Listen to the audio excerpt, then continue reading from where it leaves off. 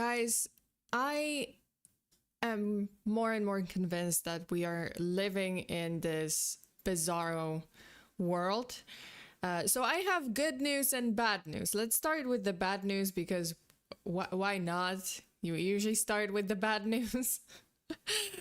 Let's start with the bad news so that it gets a little bit better. And, yes, I'm gonna give you some nightmares first, and then I'm gonna brighten up your day. But hello, hi, welcome to this stream. I'm Fearsona, you can call me Sona, and I'm your friendly neighborhood true crime VTuber here to give you full body chills as always. Today on live TV, and actually our news. God, for a moment there, I thought I didn't turn on my microphone, and I was just like, why? When I do an intro, why? No, it's fine. It's okay. Okay, so Bizarro World. This is also on live TV, sort of, kind of. But guys, what happened in Las Vegas? And I don't mean what happens in Vegas stays in Vegas. No, this one leaked out to the internet. And what happened there? Have you guys seen this? Breaking news. What the hell just hit Las Vegas? Looks like a war zone. Every single electrical pole just snapped in half, mind you. Yeah, look at this. Every single one. This one bent 90 degrees. It's a metal pole. But everyone is saying like, oh, the authorities, the government claiming this was just wind. Officials say it was just wind, but it does look like a damn war zone. Also, mind you, everyone's like, no, they confirmed this is just wind. It was a gush of wind in Nevada, which is fine. Okay. Why are the trees upwards? Why none of the trees? Like, look at this. The poles bend in half or broken, snapped in half. All the trees right next to it are fine. What's going on? That's Vegas, baby. Palm trees bend and fly. No, these are not trees. These are not trees. These are electrical poles. Along the like some of them are wooden, some of them are metal, and for some fucking reason, all of them snapped in half. But trees right next to them, right behind them, completely fine. What is going on? Seriously though, it can't be wind. That's insane. Like supposedly, community notes saying, yeah, this was indeed weather, but it doesn't explain the fact that trees right next to them are completely fine and not snapped in half. Not only that, like some of the poles are not snapped in half. So what the hell happened here? Because that is very bizarre. I might be a conspiracy theories, like a little bit, slightly, but I don't know. I'm not buying this. I'm not buying something's not adding up. Also, Joshua, thank you so much. Maybe it was a very fat bird sat on that.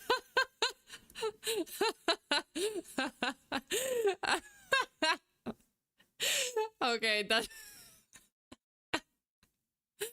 Oh my god. This deserves a wheeze, but. Also, Smile Like, hello, thank you so much for being here, you guys. Thank you. Special thanks to my moderators. You guys are the best, and everyone else, please remember to behave. Just behave yourselves. Don't give mods a hard time so that they can enjoy the stream too. This doesn't end here, by the way. This is like the bad news in Las Vegas, slightly bad news in Las Vegas. That's just like a small bad news. Or bizarro news, it's just bizarre. But here's where the bad news starts.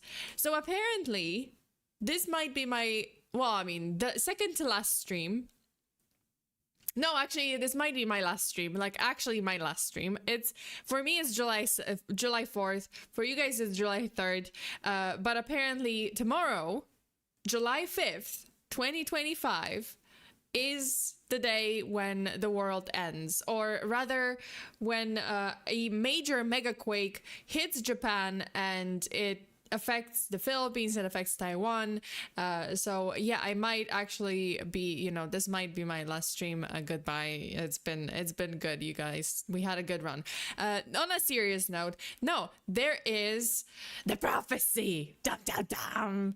I should have added some dramatic effect. I need to ask someone to add a sound effect, but the prophecy. Okay, so yes, there is a prophecy. Well, not like a legitimate prophecy, like you would think by I don't know, some ancient philosopher or whatnot. No, it's oh shit, no, not this one. Excuse me. Oh yeah, the scuff as always. Okay, no, it's this one. It's this one. So listen, there's this writer in Japan. Her name is Tatsuki Ryo, and she wrote a book. So in the 80s/90s, I think that's when it was first published. She wrote a book, which was a compilation of her dreams, basically like explaining her dreams, like book/manga. So there were two versions, I think. So she wrote this book, and it's titled "The Future I Saw," right?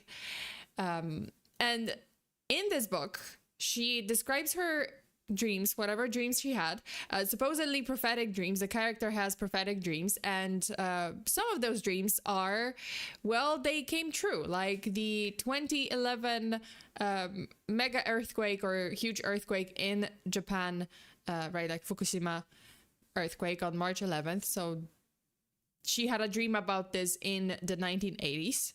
And it came true.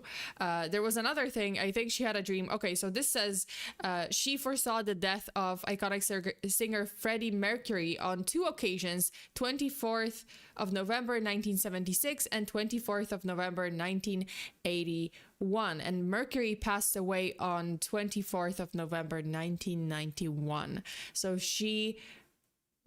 turns out that she predicted it way ahead of time.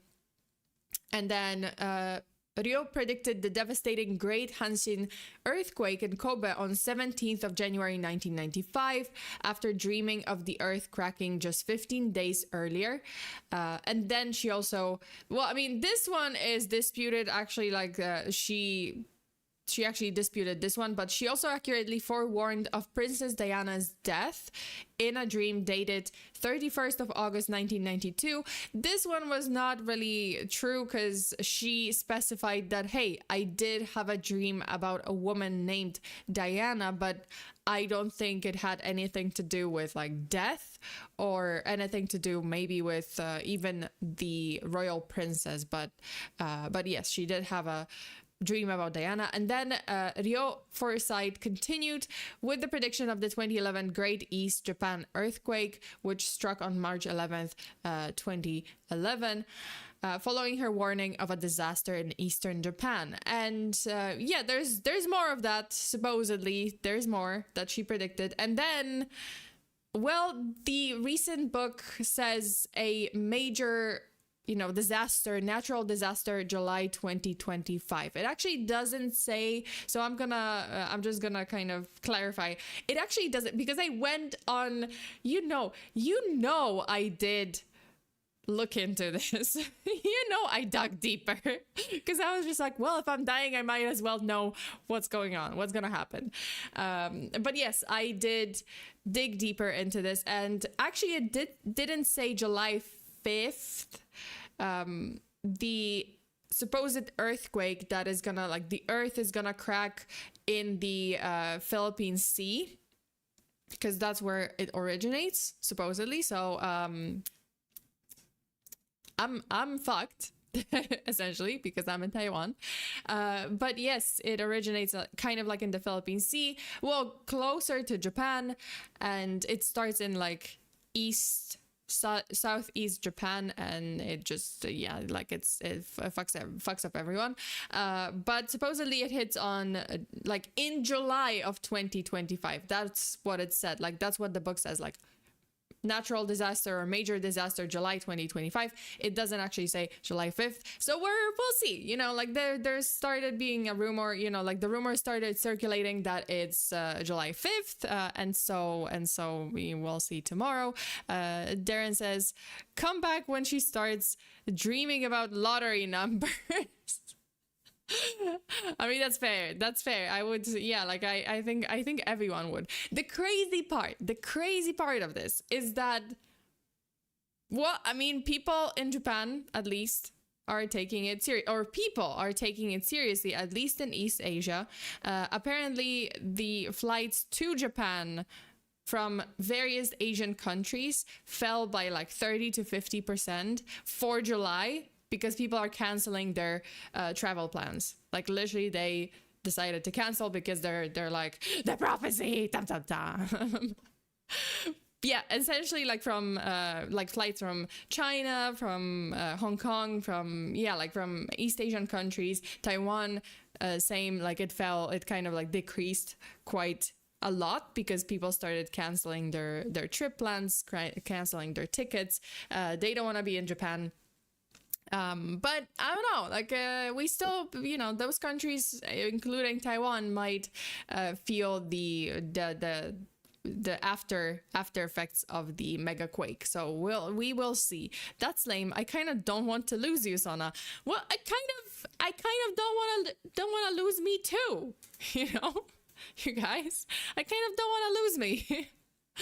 I currently very, very much like my life, and I would like to, I don't know, keep it. I see. Thanks, Crazy Coyote. Wait, what happened? Context, a manga artist predicted the future. Yeah. A manga slash writer, because I think her book was like, one was writing, one was like manga, or was it just manga? I don't remember if it was just manga, but from what I read, it was also a book. Also, Melissa, thank you so much for being a member for 6 months.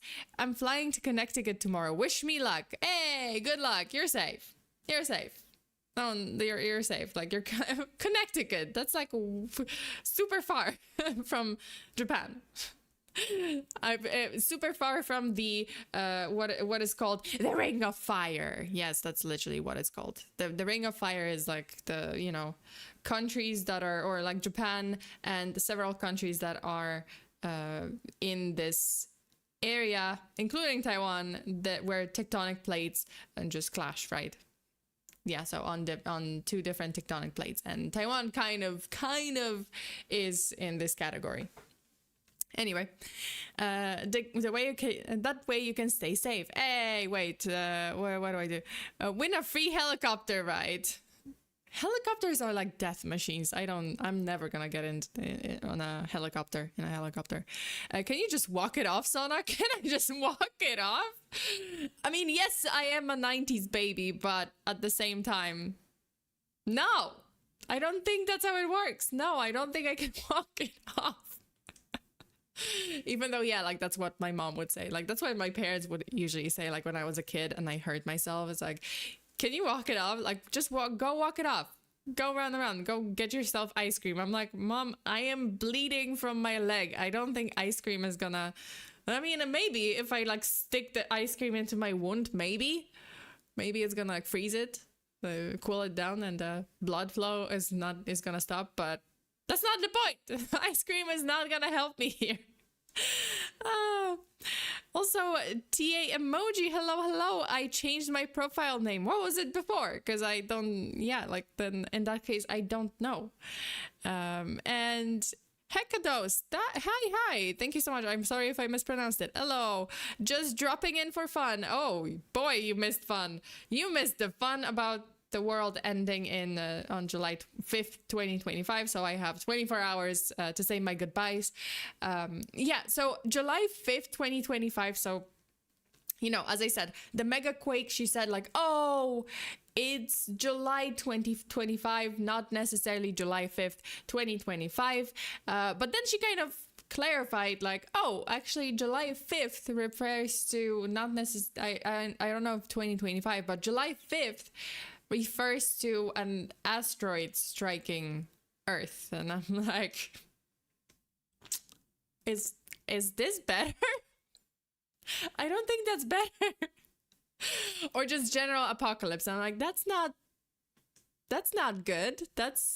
I'll stay with the earthquake in Japan, because at least like that I have a chance.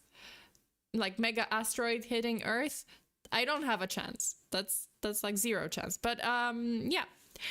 So that's these are the news. Do I have this is the bad news. I do have some good news. I do have. Oh, okay. No, wait. Let's continue with the bizarro news, because I wanted to just what the fuck. Okay, so bizarro news. Why is everyone playing Uma Musume now? Dude, this came out like I am so confused. Everyone is playing this game now. I played it like 2 years ago. What's going on? Like I played it on my phone 2 years ago when it came out. When it actually was it 2 years ago? Yeah, it's been a while. Like I played it back in 2023. What is going on? Yeah, it's not new, right? But for some reason it's trending everywhere. What's that? That's the bizarro world. I'm like, suddenly everyone is playing this shit. Is it because it came out? I guess it came out on Steam. Is that it? Because it's English now, yeah. Well, I mean, yeah, I played in Japanese, but no, like later it came out also localized in English. So I don't get it. Like, why is it trending right now? But I mean, great game. I recommend. It was pretty fun on the phone. I might actually go back to it. It's not. Oh, Baxter, thank you so much. No harm meant, but maybe pray. It couldn't hurt. Yeah, I'll pray to the Mothman. He's gonna help me. He's gonna fly in and swoop me up, and take me away from this planet. I like Science Suzuka and Gold Ship. Hey, Science Suzuka. They are all based on. Yeah, I know. All of them are based on real horses. I like Rice Shower. I like that one. That one was my favorite. Rice Shower was great. And there was another one that I forgot about, but I forgot. There was like this girl. I like this girl. This is Rice Shower. Rice Shower is great. And Gold Ship is great because Gold Ship is apparently like the horse is like super derpy. Because Gold Ship is a dork and I adore her. Yeah. So like apparently the horse was like super derpy and always did some shit, and that's why like they did the Gold Ship to be like kind of also derpy. But yeah, Uma Musume. Maybe I should play this again. I should play this on. I don't know. Like I might play it on Twitch. If anything, like Vodka is better. Back in 2011, she won me $3,000. Oh, holy shit. Okay. There's apparently a competition between. Well, I mean competition like rivalry. God, why? Rivalry. Is that the right word? Rivalry. Okay, rivalry. Okay, nailed it. But yeah, apparently there is some sort of like rivalry with between the owner of Vodka and the owner of Gold Ship, and the owner of Gold Ship apparently did demand. What did he demand? Because I forgot. Oh no, not Gold Ship. No, another one. The one with like pigtails. Fuck, I forgot. But there's apparently some drama there. But anyway, fun game. I just find it bizarre that it's super trending now and everyone is fucking playing it. I guess because it came out on Steam, so I'm gonna try it. I'm gonna play it. Maybe this week, next week, whatever. But I'll play it. And what else? Okay, so this is the bad / bizarro news, I suppose. And then we have the good news. You know, the good news. Let me just show you the good news to brighten up your day, because it's not all bad. There are good things. This is a baby platypus. Enjoy. That's the good news. That's the baby platypus. He's cute. Bizarre animal because it's an aquatic animal that lays eggs and is also a mammal. So that's fucking weird. But it glows in the dark, by the way. well, kind of like UV light. Under UV light, the platypus glows in the dark. So that's, yeah, that is the good news. Another good news, or I guess bizarre news, but good news. There's a game where you can either play a big, I don't know, big waifu destroying a city, like literally a big waifu destroying the city, or you can play the citizen, you know, like the resident running away from the waifu that's destroying the city, that gigantic waifu that is destroying the city. So that's the good news. Giantess. Yeah, that's the good news, I suppose. Oh, and it's wait, it's on VR headset. Holy shit, I have to play this. Okay, I saved it, so it's fine. I saved it. So now, where are you getting these? Listen, I live on Twitter. Oh, this is actually pretty good. Look at this. Whoa, it's a giant bunny, Playboy bunny. Whoa. Is that New York City? Because that's, yeah. Whoa. Hey! Oh. Or, wait, because this looks, can I actually play this as, with my model? Oh shit, can I play this? That would be kind of insane. Wait, can I? Okay, if this is like VR game, like VR chat game, and I could actually, yeah, like technically, oh, yo, if I could play this. Also, Joshua, thank you so much. Baby Platypusona, why am I blue? What does, why am I blue? What does blue mean?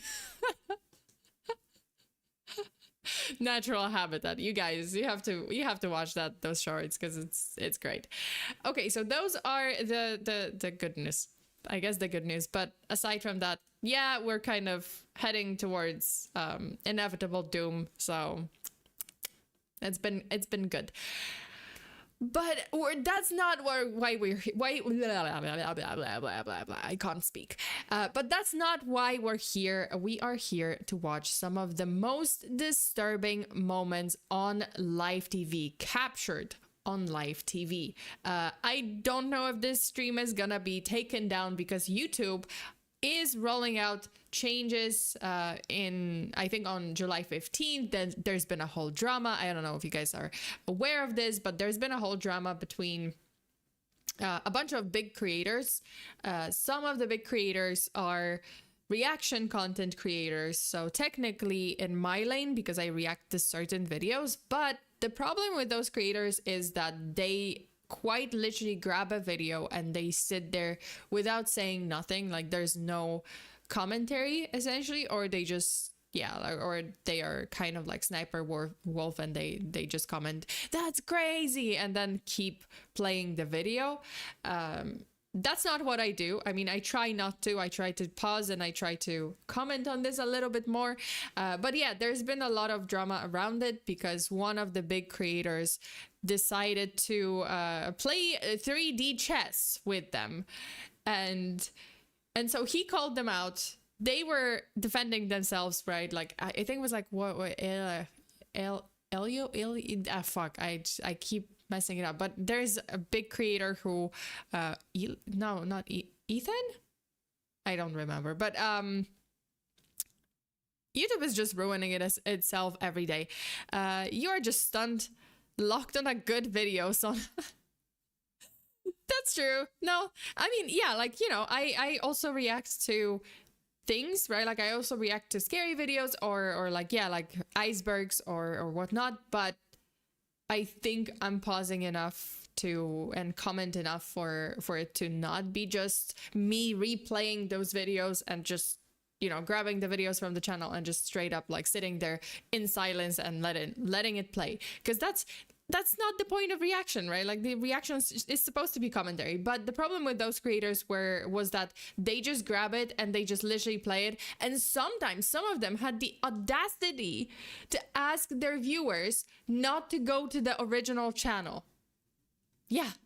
Like some of them would just say like, oh, don't go to, just watch my video. Just stay here. Just watch my video instead of going to the original video. No, you guys, I'm gonna, like, they don't link the videos in the description, or they don't link it at all. They don't say where it's from. I try to link it, or I try to at least like scroll down and you know, like, oh, show that it's from Abyssal Detective, for example. Like today's video is gonna be from Abyssal Detective. So yeah, absolutely support Abyssal Detective. You know, watch their videos. That's some bullshit. Yeah. So they would not credit, or they would just literally say, don't go watch their video, just watch me. Like watch my video. And so there's this one creator, I totally forgot his name because I don't watch them.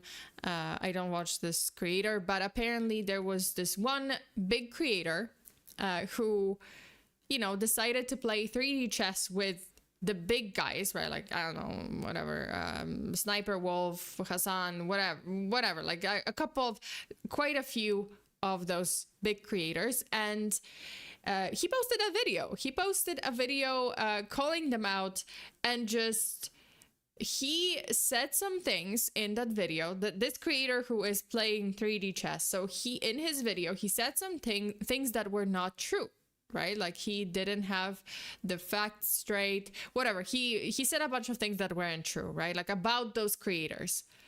Lo and behold, they couldn't help themselves. They literally grabbed the video and they played it on their channel, and they did the same thing. So they didn't say anything. They didn't provide commentary. They called for viewers to not watch the creator's video, to come to their channel and watch their video, you know, that kind of thing. Surprise, surprise. Because this guy, and they were like, oh, this is some bullshit, but surprise, surprise, this guy now had the right to sue them. He's like, okay, I'm gonna sue you because you grabbed my video, you didn't say anything in that, and also, yeah, like you just stole my content. So now, because previously he couldn't really, you know, he couldn't really start a lawsuit or anything like that, or couldn't really start legal action, because they were reacting not to his content, but they couldn't help themselves. They grabbed his video, they did the same shit, and now he's suing them for that. So, or he called them out, and now he's pursuing some action. And yeah, lo and behold, YouTube is rolling out those changes. I don't know how that affects me. I think it doesn't. I think it's gonna be okay. But channels who literally just do straight up, like no original content, straight up just do reaction content all the time without commenting, without sufficient commentary, they're gonna be demonetized, from what I understand. He called them out in real 3D chess. Yeah, I think he was playing 3D chess, 5D chess, I don't know, but he was way ahead. The Queen's Gambit, if you will. The guy who got doxxed by Sniper Wolf, perhaps, I don't know, I'm not sure, but there was like, yeah, there's a lot of drama going on. But yeah, I hope that it doesn't really affect me. I don't think it does, because I also, like, alongside my reaction content, I also do, you know, case content and other, you know, original content where I literally, like, I'm doing my research and I'm doing cases. So I don't think that really affects me.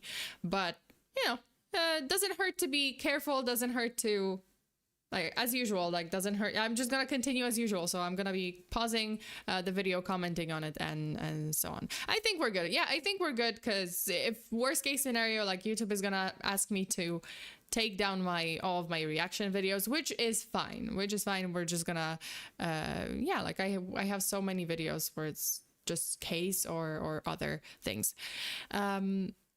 You're just minding your business. I'm just minding my business. Also, I'm a small fish in this pond. I'm not one of the big guys, so I think I'm okay. Okay, what else? Oh yeah. Oh my god. What else? What else? Boy, do I have news for you.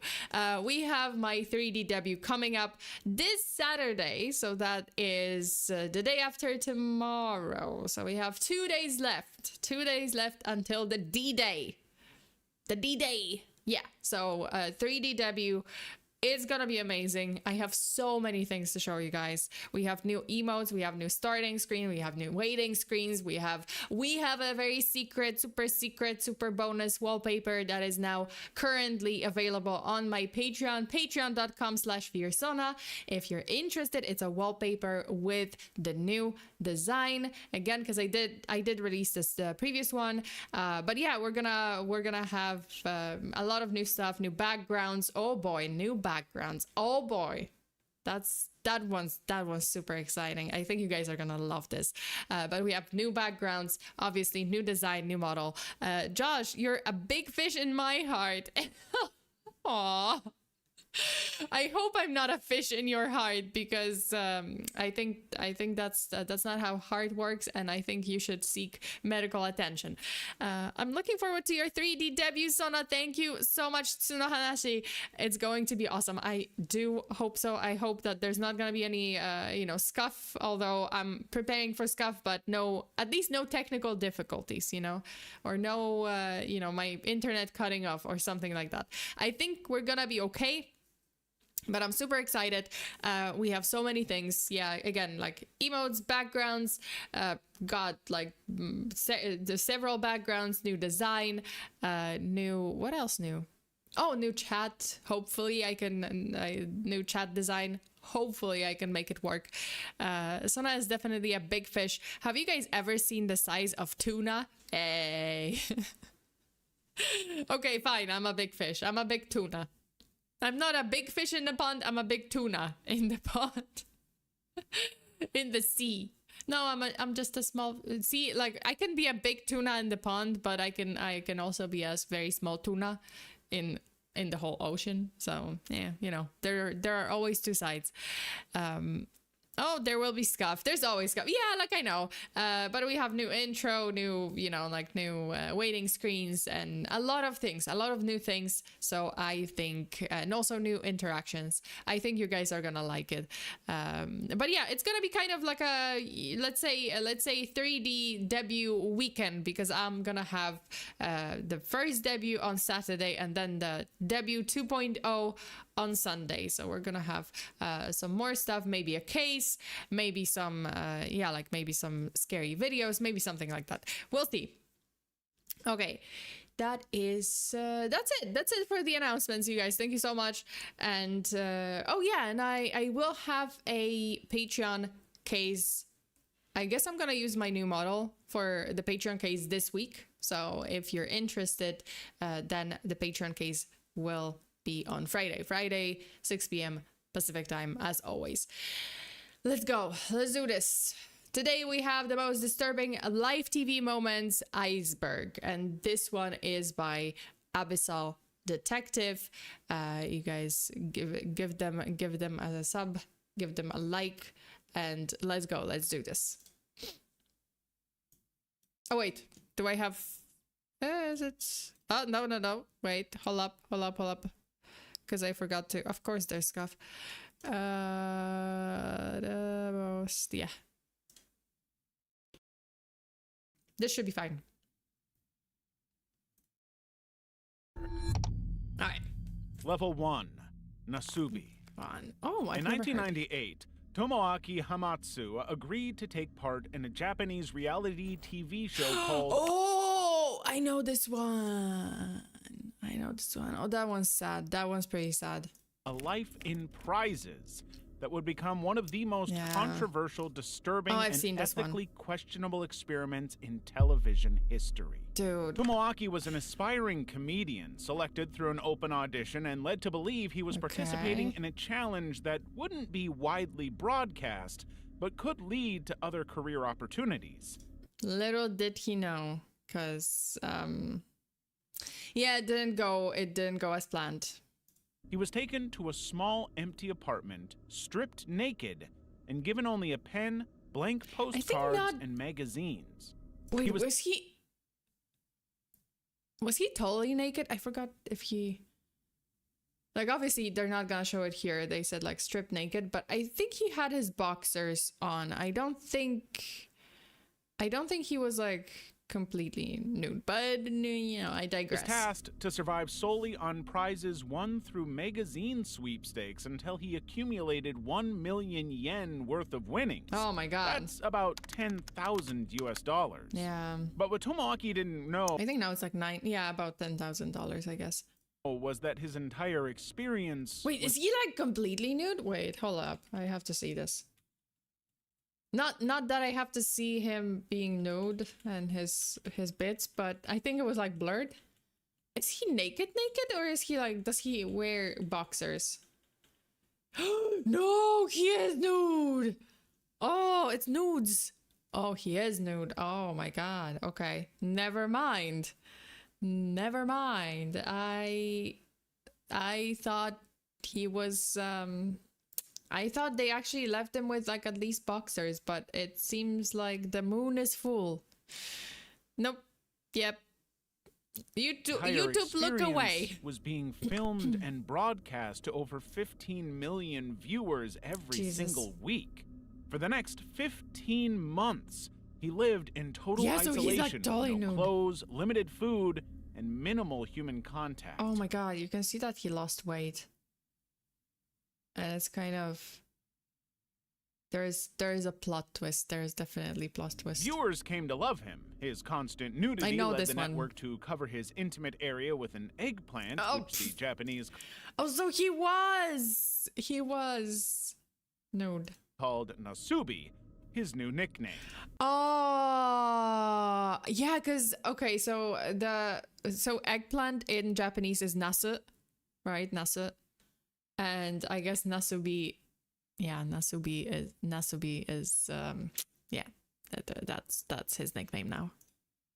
Nasubi's struggle for survival was both fascinating and horrifying. He would go weeks without proper food, resorting to eating dog food and uncooked rice. And no matter how hard... Oh, wait, what else did he eat? Subi, his new nickname. Nasubi's struggle for survival was both fascinating and horrifying. He would go weeks without proper food, resorting to eating dog food and uncooked rice. And no matter... How does that work? Uncooked rice. So like just crunch on it because it's uncooked. So it's like, it's just hard. Oh, okay. He went through a lot. Oh, he went through so much. Yeah, like crunchy. I guess crunchy rice. I guess it's, I guess, yeah, that, because how? Yeah. And dog food, yeah, like it sounds, it sounds horrible, but honestly, yeah, like it's safe for dogs and it's safe for humans. Like, yeah, like it's just, it is safe. It's just dog food, so it's maybe not the best. He was called Nasubi because of his extremely long face. I'm sure he was called Nasubi because of his extremely long face. I'm sure that's what it was. No matter how hard he tried, he never won any substantial clothing, leaving him naked I think it was like throughout the ordeal. The psychological toll of the whole experiment was so intense that Nasubi would often experience breakdowns, crying, and screaming. Look at it! Oh my god, he is skinny. Oh my god. Oh, I mean, yeah, he didn't have that much food, so he didn't have to have a choice. He didn't have a choice. He wouldn't lie. But I wouldn't lie. I looked at my dog's food and it looks pretty good.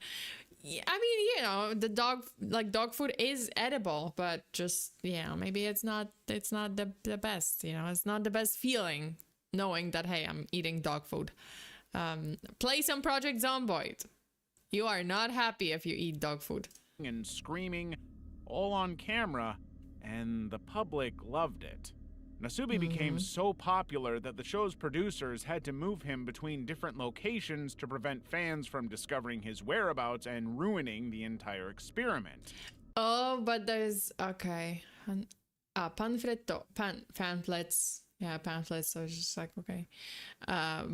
But there's a plot twist because yeah, like I guess it got like wildly popular, and fans were trying to like set him free, but yeah, but then there's plot twist. But the show's most disturbing moment came when Wait, Omairan Omairananka. Oh, Omairananka. Tozen something. Nasubi finally reached his goal. Nasubi was flown to Korea, then back to Japan, where he was suddenly revealed to a live studio audience, still naked and disoriented. The shock of this revelation and the realization that millions had been watching him suffer was overwhelming. But how? Oh, wait, because I was gonna say like, why? Yeah, he is nude. Is this Squid Game? Because this is torture. Yeah, I mean, yeah, a lot of people were questioning, like, this is not ethical. This is very unethical. I was gonna say like, okay, but why? How? He's in his like little box. Like, how did he not? Like, but I guess they put a, blindfold on him. Like they kind of blindfolded his eyes and, or put a bag on his face, and he didn't actually know where he was going. Like, right? Like when they let him into the studio. Overwhelming for him. Yeah. The whole ordeal had lasting effects on Nasubi's mental and physical health, including hair loss, body aches, and insomnia. Jesus. But somehow, despite the trauma, Nasubi has since found purpose in helping victims of the 2011 Fukushima disaster and even climbing Mount Everest. Yeah, but I can imagine it took quite a toll on him. Imagine this. Imagine taking part in this show for months and years. I don't know, for months, I guess. And just suddenly, they've blindfolded him previously and took him to new places to live in. That's what he assumed. Yeah, that's what he assumed, but it was all probably in the studio. Like, I mean, the last one at least was in the studio. The other ones, I don't know, but damn. 1 year long too. Yeah. A year of just eating dog food and dry ice. Meanwhile, dry rice, not ice. Dry ice, yes. Don't eat dry ice. But yeah. Oh God, no. And everyone is watching. And not only like on TV, like live streamed on TV. It's like, yeah, everyone is watching in the studio. So that's not great. I would hope he didn't eat dry ice. Yeah, don't eat dry ice. Siegfried and Roy. On October 3rd, 2003, during a regular TV performance at the Mirage in Las Vegas, Roy Horn of the famous Siegfried and Roy double act... Oh, I think I know this guy. Wait, I don't know of this case, but I think I know this guy. It just, yeah. His face rings a bell. This rings a bell. I don't know. Who is this? Okay. Well, I mean, wait, let me... Right, okay. Attacked by a 400-pound white tiger named Manticore. That was him. That was him before. And then... A tiger named Manticore. Let's agree not to interact with anything that is called a manticore. Especially a wild animal. Man, these people, why? Yeah, Jesus Christ, why? Oh my God, front of a packed-out audience, and it just happened to be Roy's 59th birthday. Oh my God! The two of them had been doing the show for a long time. Wait, they're not gonna show this, right? On this night, Roy deviated from the usual routine, holding a microphone to Manticore's mouth and telling. Why would you piss it off? Oh my God! Him to say hello to the audience, but the tiger refused, responding by biting Roy's sleeve. Oh my... Why? This is not a cat. This is not a kitty. Like, yeah, it's a big cat, but it's not the kitty cat. Roy tapped on the tiger's nose with the microphone, saying, "No, no," which caused Manticore to release his grip. Oh my god. It was a trick that had always worked, but not tonight. As Roy retreated, Manticore lunged at him, knocking him off his feet, biting into Roy's neck, and dragging him off stage, shocking the audience of 1,500 people. The stagehands intervened using fire extinguishers to... Oh my god! Oh my god! What the fuck? Yeah, I think Manticore was pissed to begin with about this trick, supposedly trick, and Manticore has had enough. Yeah, Manticore was just like, enough is enough. That's it. That is an angry kitty. That is an angry kitty. Manticore, as in the Manticore from ancient Greek and Persian legends. I think it might be. I don't know. Like, but let's. The rule of thumb: don't mess with anything that is called a Manticore. Forced the tiger to release him. The incident left Roy with severe injuries, including a torn jugular vein and a crushed windpipe. He also suffered a stroke and was temporarily declared clinically dead during surgery. Never mind. The worst incident they had in all their years of performing. But he did survive. But you know, hopefully he learned his lesson. Let's hope that he's learned his lesson. Even after doctors saved his life, Roy was left partially paralyzed on his left side, requiring extensive rehabilitation. God. But now in the aftermath, conflicting narratives emerged about the cause of the attack. The duo did not want to lose their entire careers because of this one incident. So they changed the narrative, maintaining that Manticore was trying to help Roy. But I mean, what? No! Tiger never attacked him. Oh, wait, Roy of Siegfried and Roy says Tiger never attacked him during Vegas show. He saved my life. Which part? I'm sorry, like, when did he save your life? In which moment? Which part of it was saving your life? The part where he bit into your forearm, the part where he tackled you to the ground, the part where he bit into your neck and dragged you off the stage, paralyzing you partially? I am confused.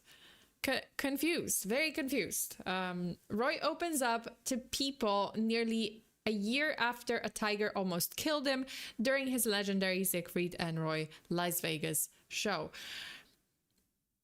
I'm skeptical. After sensing he was having that stroke.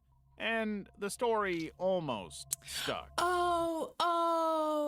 I'm sorry. The tiger sensed that Roy was going to have a stroke, so the tiger was just like, oh no, let me bite into your neck and drag you off the stage towards medical professionals because you need it anyway, so we might as well cover it. Let's cover all the bases. Why? Harambe. See, we were saving people and we get the chair. Okay, Harambe was like a little bit, I mean, yeah, it was still dangerous, right? Like for the child, because you never know. You didn't know. No one knew how the gorilla is gonna react. But it did seem like Harambe was like a different story. Like, oh, he wasn't really doing, right? Like, wasn't really doing that much. Like, you know, wasn't really trying to harm the child, supposedly, but he could have. So, you know, hey, could have gone both ways. But then, a former animal handler for the show came forward in 2019 alleging that the official story was a lie and a total cover-up. He claimed that Roy had made crucial mistakes in handling Manticore, which led to the tiger's confusion and subsequent attack. But the story was irrelevant. The incident was more than enough proof that something was wrong. The incident effectively ended... Dude, wait. I'm looking at this and I'm already like, can you not? This tiger doesn't want to be there. This tiger is walking around in a small cage and just, you know, scratching at you. Like, that can't be good. Ended Siegfried and Roy's successful Las Vegas show, which had run for 13 years. But despite the traumatic event, Roy urged those in control not to harm the tiger, reportedly saying, "Don't shoot the cat immediately after the attack." Their request was granted. Manticore was spared, living a long life far away from German magicians. Thank God, because this is insane. This is ridiculous. This cat shouldn't have been there to begin with. I'm not a fan. I don't like these performances with like tigers and stuff. Like, yeah, you know, when I was a kid, I didn't, right? Like no one, I don't think any of us, like, oh, if we went to like a circus performance and they had like a lion or tiger or something, like we didn't think much about it, right? We're like, yeah, oh, a big cat, wow, you know, and they're trained and they're doing tricks and whatnot. But now that I'm kind of growing up, I'm like, this was fucked up. Like, don't stick to like dogs, cats, horses, maybe like doing tricks, whatever. You know, something that's not exotic wild animal. Just stick to animals that are, I know it's like shock value. It's, yeah, like I don't like it. I really don't like it. Like I can agree with sanctuaries, like temporary sanctuaries that adopt, like take those like exotic animals under their protection for like healing purposes, right? Like if the animals are abused, malnourished, hurt, injured, whatever, they were abandoned by their pack or whatnot. Yeah, like nurse them to health and then release them. I do agree with the sanctuary, that kind of operation. I don't agree with like well, zoos, yeah, I don't. Yeah, like zoos really depends. Like some of them are, you know, they were born in captivity, so they are not fit to release into the wild. But at the same time, you know, there's I don't know. I have a love-hate relationship with zoos. Like it really depends. I guess like sanctuaries are mostly like zoos. Yeah, like if it's not for animals that should be in the wild to begin with. I don't know. Like zoos are kind of like, oh, can be good, can be bad. You know, it really depends on the case. But my dog can still attack me. Yeah, your dog can still attack you if, I mean, I don't know how much damage it can do, depending on the dog. If it's a Chihuahua, so much damage. That one should be never should interact with people. You know, Chihuahuas, that's real serious. I think that breed should be banned in some countries, or, you know, in general. Chihuahuas should be just like living their best lives in the wild. And when I say in the wild, I mean hell, because that's where Chihuahuas belong. I'm sorry. They're demons.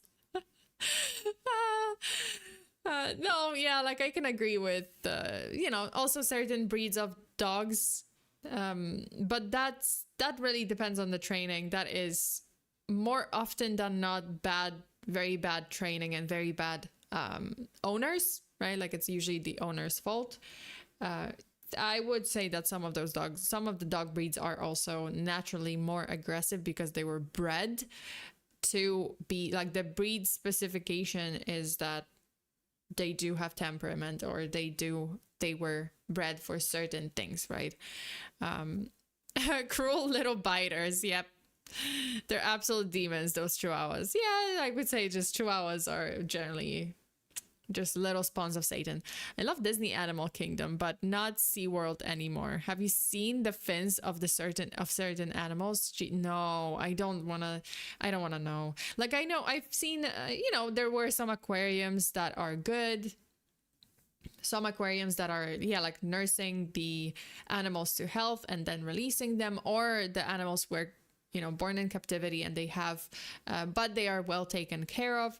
I did go to one aquarium here, I think here in Taiwan, and they did have beluga whales, but they had a lot of space, you know, like, I mean, yeah, it's still not the same as in the wild, but those belugas were born in captivity. They can't really, you know, they're not really fit by now because they were, I think this aquarium like acquired them from like another place that just, it wasn't great for them, like they were abused. So yeah, like this aquarium is taking care of them. They aren't, like, they definitely are not fit for release into the wild. And it was kind of funny because one of the belugas was well, I mean, they had like this huge like tank, like huge. It was really huge, but they were just kind of like swimming around, and they looked very well fed. I'm gonna tell you that they looked huge. They were like, one of them was Chubbs, like Chubbs, and apparently his name was basically Ice Cream because. And they had like these little descriptions of their personality, and the beluga that was called Ice Cream, his description was just like, there was this chart where they would tell you like, oh, does he like human interactions, and oh, I don't know, 20% of the chart or 10% of the chart human interactions, 10% of the chart, oh, playing with a ball, 90% of the chart, 80% of the chart eating, just snacks. That was great. Wait, actually, Baxter, I used to own, Baxter used to own an alligator, which, yeah, like there was, didn't you say like there were some certain circumstances? It was just, that's how it turned out. But, the alligator was there, and yeah, if I owned a cat and it had a certain pattern, I would definitely call it Ice Cream. Thanks for the idea. Yeah, his name was just like Ice Cream because he just liked snacks. And yeah, Baxter owned a what? Yeah, like that's a story. I think we did. Yeah, we talked about it in another stream, but Baxter did own an alligator. There were circumstances leading up to it. Pretty cool at the same time. Yeah, like yeah, alligators also wild animals, but hey, I do understand certain, like, different circumstances. There are different circumstances, absolutely. But, it's just if you're intentionally seeking to own a wild animal for the purpose of just simply, like, straight up, like, oh, I'm gonna use them for a show, and I'm gonna train them for a show, and I'm gonna just do these weird, wild things to them. For like the audience's entertainment. I don't know. I don't like that because this is how it might end. Damar Hamlin's on-field collapse. On January 2nd, 2023, the Buffalo Bills were taking on the Cincinnati Bengals during a Monday Night Football game. At around 8:55 p.m., Bills safety Damar Hamlin tackled Bengals receiver T. Higgins. And everything was good. Then the game took a disturbing, unexpected turn. Yeah, like it was for a while, right? Like, oh, they just tackled, like any tackle in football for whatever reason. Most of those reasons are unknown to me because I don't understand the game, but it's super fucking fun. Went to a game, it was fun. But yeah, it was okay until it wasn't. After the tackle, Hamlin stood up briefly, but then collapsed suddenly, and unconscious, and seemingly not breathing. Medical personnel immediately rushed to his aid, administering CPR and using an automated external defibrillator to restore his heartbeat on the field.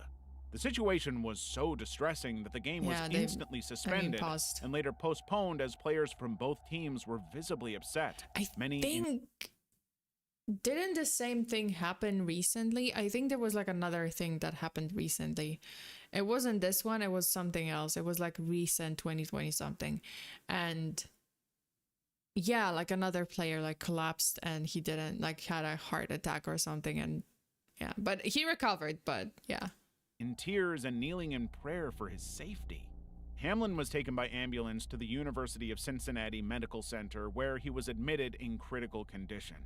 In the days following the incident, there was a huge outpouring of support from fans, players, and the wider sports community. I don't think Millions of dollars were donated to Hamlin's charity fundraiser.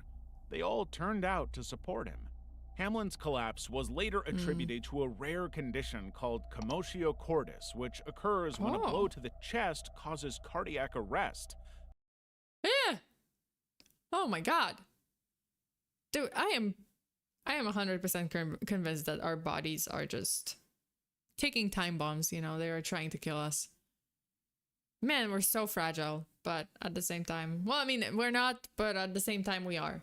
Like one kind of bad condition or bad move, bad punch, and it's just like, yeah, you can just drop dead. What is cordis, which NFL player Damar Hamlin says stopped his heart. Okay, so he survived, apparently. But in just 9 days, Hamlin made a remarkable recovery. He was cleared to return to football in April 2023 despite his... Oh, so it is this... Wait. Is it this? I think that's this incident. Oh yeah, it is the incident I was thinking of. Oh, so it is that. Okay. Traumatic experience. There was no doubt in his mind he was going to be back on the field and nothing would ever stop him. I don't know. I don't know. I think this could be a wake-up call to like, hey, maybe I should not. Perhaps my heart is telling me, dude, you're not supposed to be tackled by anything, because you're gonna die next time. And he's like, nope. I get it. I guess love for the game and also lots and lots of money, but love for the game, very passionate, but is it worth losing your life? Yeah, I don't know. Maybe it is. Maybe for him it is. Switch to golf. Switch to ping pong. No. Wait. Switch to chess. Chess, that's a sport. Have you seen the Queen's Gambit? That's a sport. And I don't think anyone's gonna walk it off. Man, I used to play golf. I still have them golf clubs too. Hey, I've never played golf. Is it difficult? Is it heavy? Are the golf clubs heavy? Man, I used to, what did Carlton Drake from Venom say? So fragile. Humans. Chess. Not chess. Chess too hard. Must use brain. Okay, then domino. I don't know. Domino. Play domino. Like just one of them. Do one of them. Like set the domino patterns or something and record it. Or be a modern artist, as in like modern art. Have you seen one? Oh my god, this is horrible. But have you seen one of those videos of like, oh, you think it's like, okay, well, it's gonna be an artist and he's gonna create something nice, like there's big canvas and stuff. No, they just pour some paint in like paint buckets, put them on a string, like hang them on a string, and just kind of like let them loose. They just swing them over canvas, and then that's it. And it's like, yeah, okay, that's fun, but it's something that I would fucking do in arts and crafts in like 3rd grade. I don't know. It's so horrible. And then they sell it for however many fucking hundreds of dollars or thousands. I'm like, are you kidding me? Are you kidding me? You did nothing. You did exactly nothing to this. Yeah, no, I kid you not. I saw some TikTok about this, and then I think I saw a post where they were like selling it or their prices, and it was like hundreds of dollars. I'm like, for a painting that took you one TikTok video to make, like a minute? Are you kidding? No. Also, Danny, thank you so much. Golf wasn't that hard, honestly. You just needed to hit the ball right and hit the hole. Hit the ball, hit the hole. That's what she said. I'm sorry. I'll see myself out. Monkey can do the same thing. It's just paint. Yeah, like, there's a difference. Obviously, there's a difference. There are some incredibly talented artists out there that can draw something on a canvas that's like, is this a photograph? Is this a painting? And it turns out to be a painting, but it's actually, it looks like hyper realistic. That's talent. Absolutely. That's a lot of work. That's months of work. But those guys who make these like paint bucket just swinging over the canvas and just doing like splashes and patterns, and then they're like, here's my my painting, and I'm gonna sell it for $500. It's like, no, it's ridiculous. Ladies and gentlemen, Fearsona. God damn it, I knew you were gonna say that. You guys know me so well by now. Of course I was going to say it. I prefer surreal art. God. You know, no, there's definitely a difference, you know. Although I did go to another commentary from me, but I did go to New York and I went to MoMA, you know, the modern museum of modern art. Some of it great, you know, like some of it I was, you know, like, whoa, okay, you know, that's amazing, that's pretty interesting, you know, like there were some pieces that were very, very interesting. And modern art also applies to like 1900s, you know, like I think 18 something, 19 something, and just like you know, until current times, right, like current year. But some of the, oh my god, some of them, I swear to God, there was, I will never forget this. I forgot the name, but it was a Polish artist, and it was their artworks were displayed in MoMA, and I am not kidding. It was one of the canvas, like pieces of paper, essentially. It was a page, and it was a pencil, like a line drew with pencil. It was just like one line drew with pencil. I swear to God, it was just like a squiggly line drew with a pencil, and I'm standing there, and it's dated, and it's also, it has a title, and it's like, oh, this artist 19 something something, and it's titled something something. I'm like, it's a squiggly line. It's what I do when I want to test out if my pencil is sharp enough. Like, what the, should I be displayed in at MoMA? Like, what? Art, artiste. I was, did you understand the art? No, I did not. I understood that the artist was testing their pencil. I think they sharpened their pencil and they just squiggled a line. I swear to God, it was just, so not triggered a little bit. Yeah, that was okay. That one was, there were a few, I have to say, like there were a few pieces. No, to be fair, because I'm gonna be fair, there were some exhibitions within, like, of one artist, and you know, they would have the actual paintings or the actual artworks, right? Like the you know, the elaborate artwork or the actual artwork, and then alongside of them they would have several different, like, you know, sketchbook kind of pieces where the artist was like, oh, this was the process, you know, that kind of thing, like, oh, yeah, like these are squiggly lines, but it led to, yeah, you know, this one, oh, this was like their archive, and you know, oh, from their notebooks or whatever. That I understood. This one was, I swear to God, it was just a painting with just this one piece of paper with a squiggly line. That was it. There was no other, like, works by this artist, and I was just like, are you fucking kidding me? Is this a joke? Like, what if what is this? Van Gogh was once theorized to eat his own paint, and because of that, he had his condition. I think because he ate his paint, he also decided to eat his ear. Who knows? One Piece. One Piece, the one to rule them all. No, yeah, like, it was just this one thing. I did take a picture, so I don't think it was in MoMA. I think then it was, because I went to not Museum of Modern Art, the Met. Like, then I went to the Met, and there was this one art piece. Fuck, did I take a picture of it? Did I delete it? Fuck. God damn. Oh no, I did. Oh, fuck. I took a picture. I even took a picture of the artwork. It was great. Like, I have a picture of this artwork on my phone.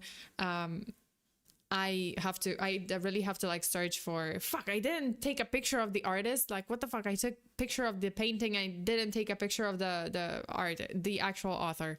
Baxter, thank you so much.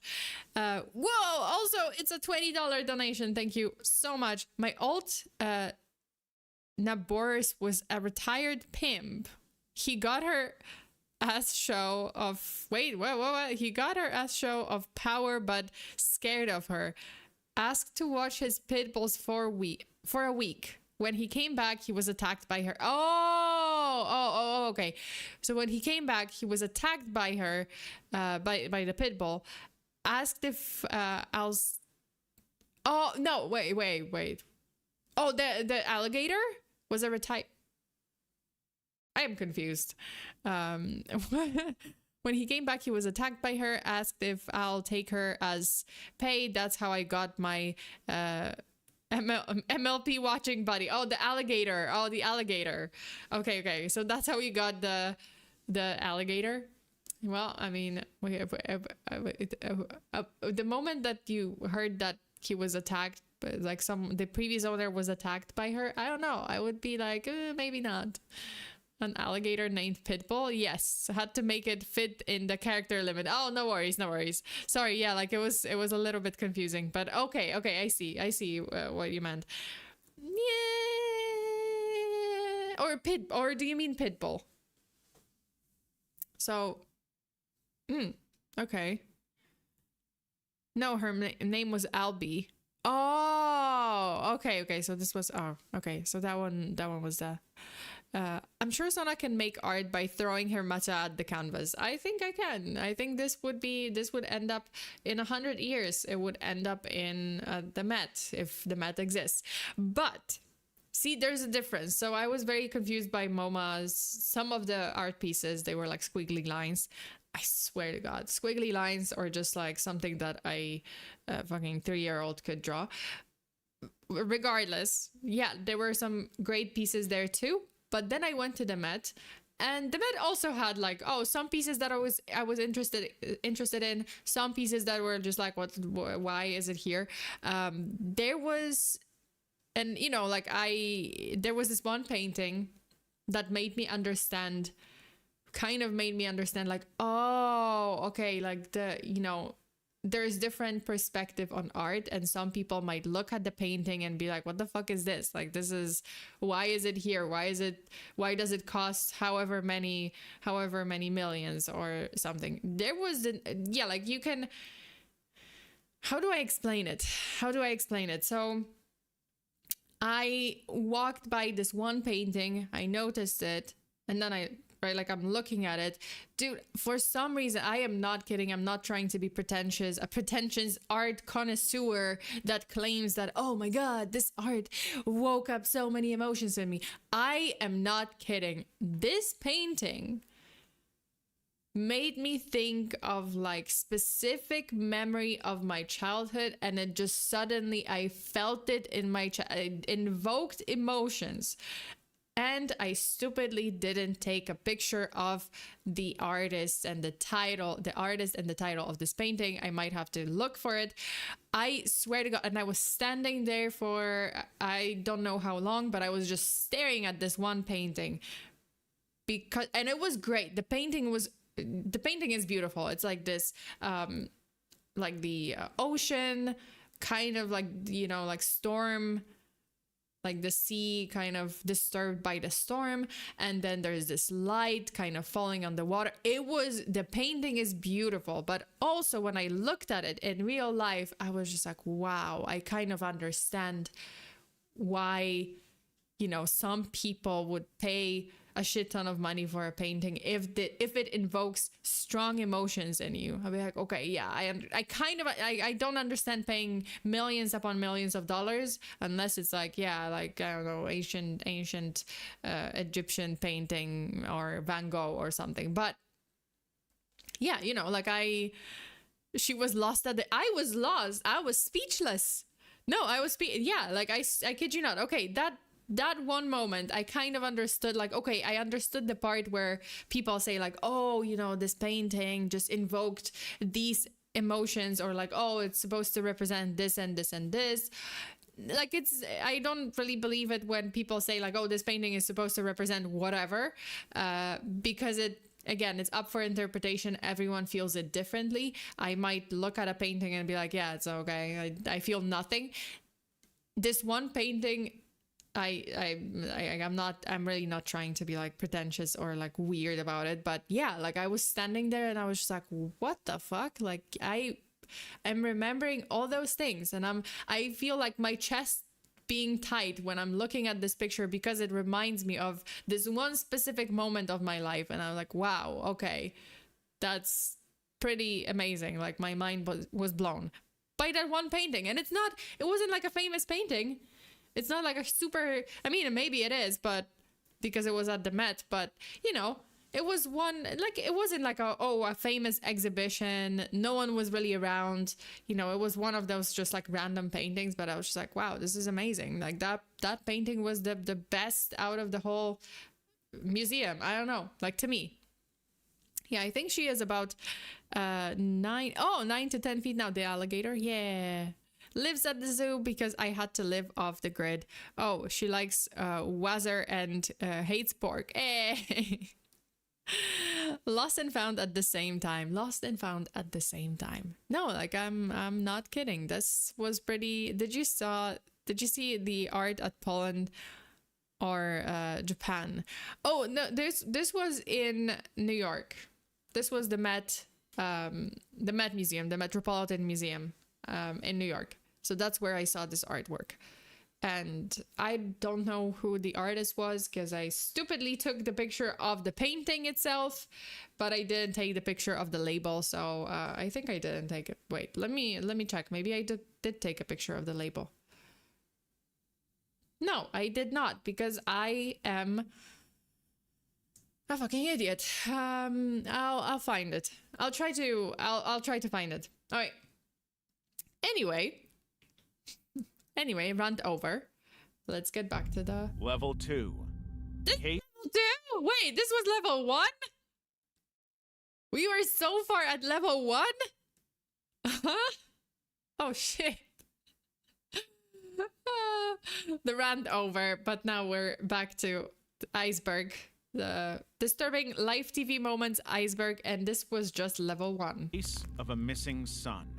On June 25th, 2014, Charles Bethel IV appeared on the Nancy Grace Show to discuss the disappearance of his 12-year-old son, Charlie Bethel V. I know this case. Oh shit, I know this case. Okay, you guys are not gonna believe this. Missing for 11 days. But not too long into the live interview, Nancy Grace informed Charles that his son had been found alive and in the basement of their Detroit home. Charles was stunned.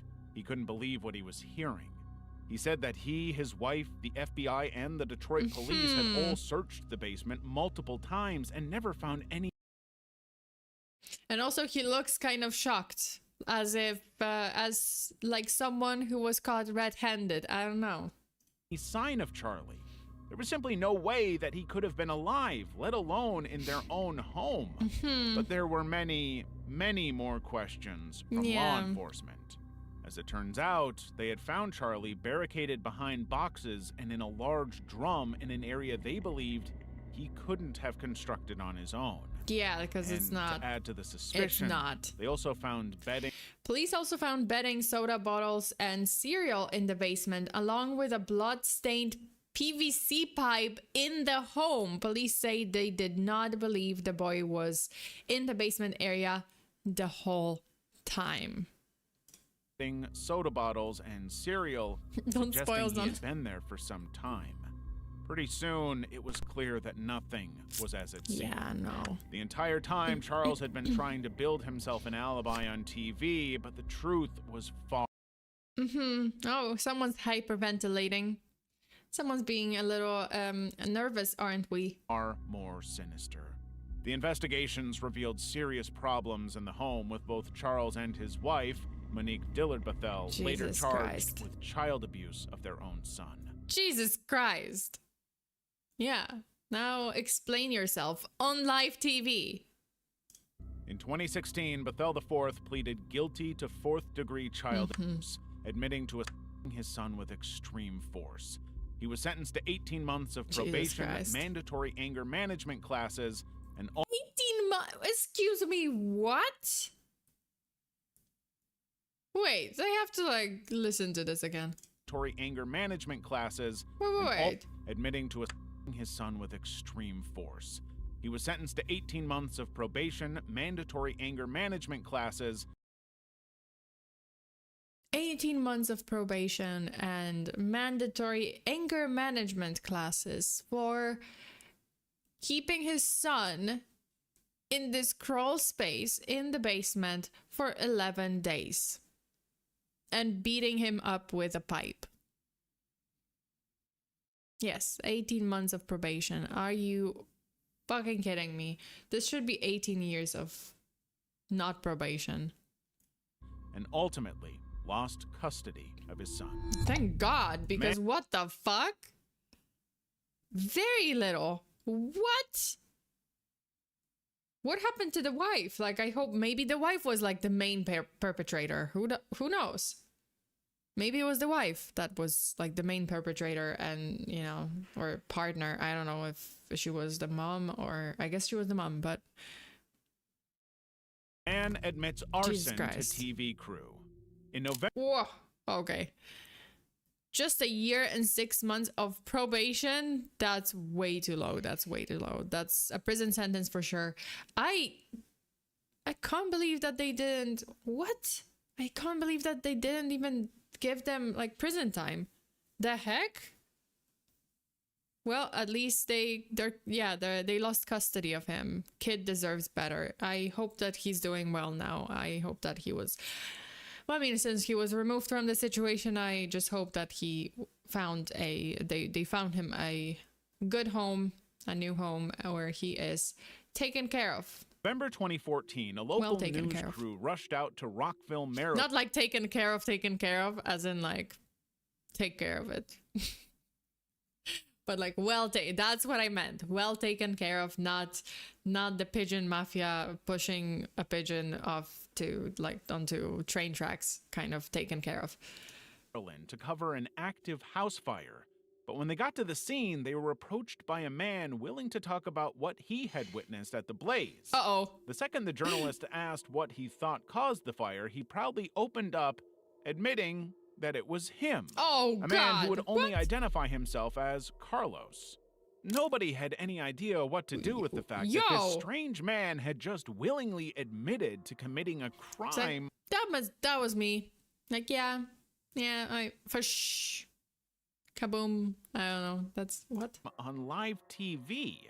He even didn't really care much about it, sharing as many details as he could about how he had actually committed the act. The police officer, I don't know, firefighters or police officers are just like, what? This is a first. What do we do about this? He's just like, yeah, that was me. I set fire to the building. And they're like, And basically incriminating himself. Okay. I just poured gasoline on the floor, set it on fire. That's what he said to the police. Oh my God. I just poured gasoline on the floor, set it on fire. Man's stunning arson confession to TV news crew as he admits setting two-story house on fire to draw attention to the deplorable living conditions. Okay, so there was a reason, but that's not great. Man calling himself Carlos said that he had complained about the conditions to police, but they didn't take them seriously. Carlos also confessed to shocked police, but asked for an attorney after being taken into custody. House is considered a loss with about $400,000 in damages. On live TV. But almost immediately after the interview came to an end, the authorities took Carlos into custody, having all the evidence they needed to prosecute him. But there was, you know, at least there was some kind of, you know what? Why? What happened there? Let me look it up. Carlos arson.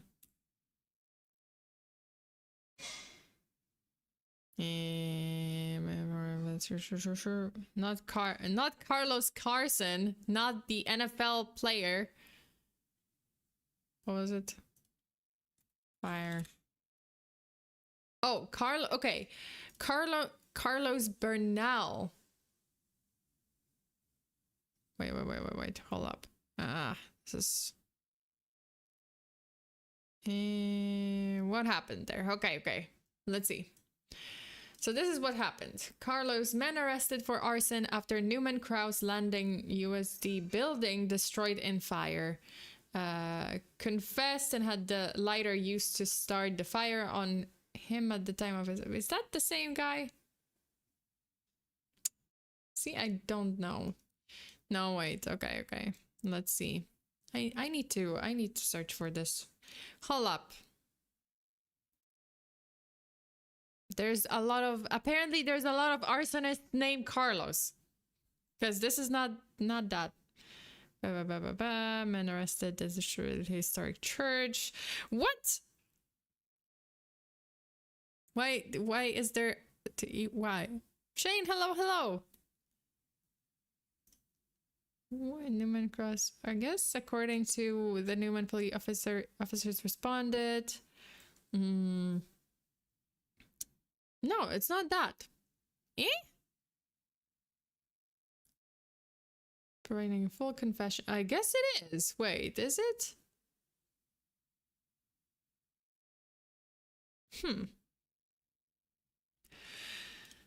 I don't know. There's apparently... Wait, what did it took place? Where did it take place at? Wait, okay. Let's see again. Let's see, like the beginning. Wait, okay. Whatever, yada. Oh. Management classes and ultimately lost custody. Okay, I wanted to... Okay. Man admits arson to TV crew.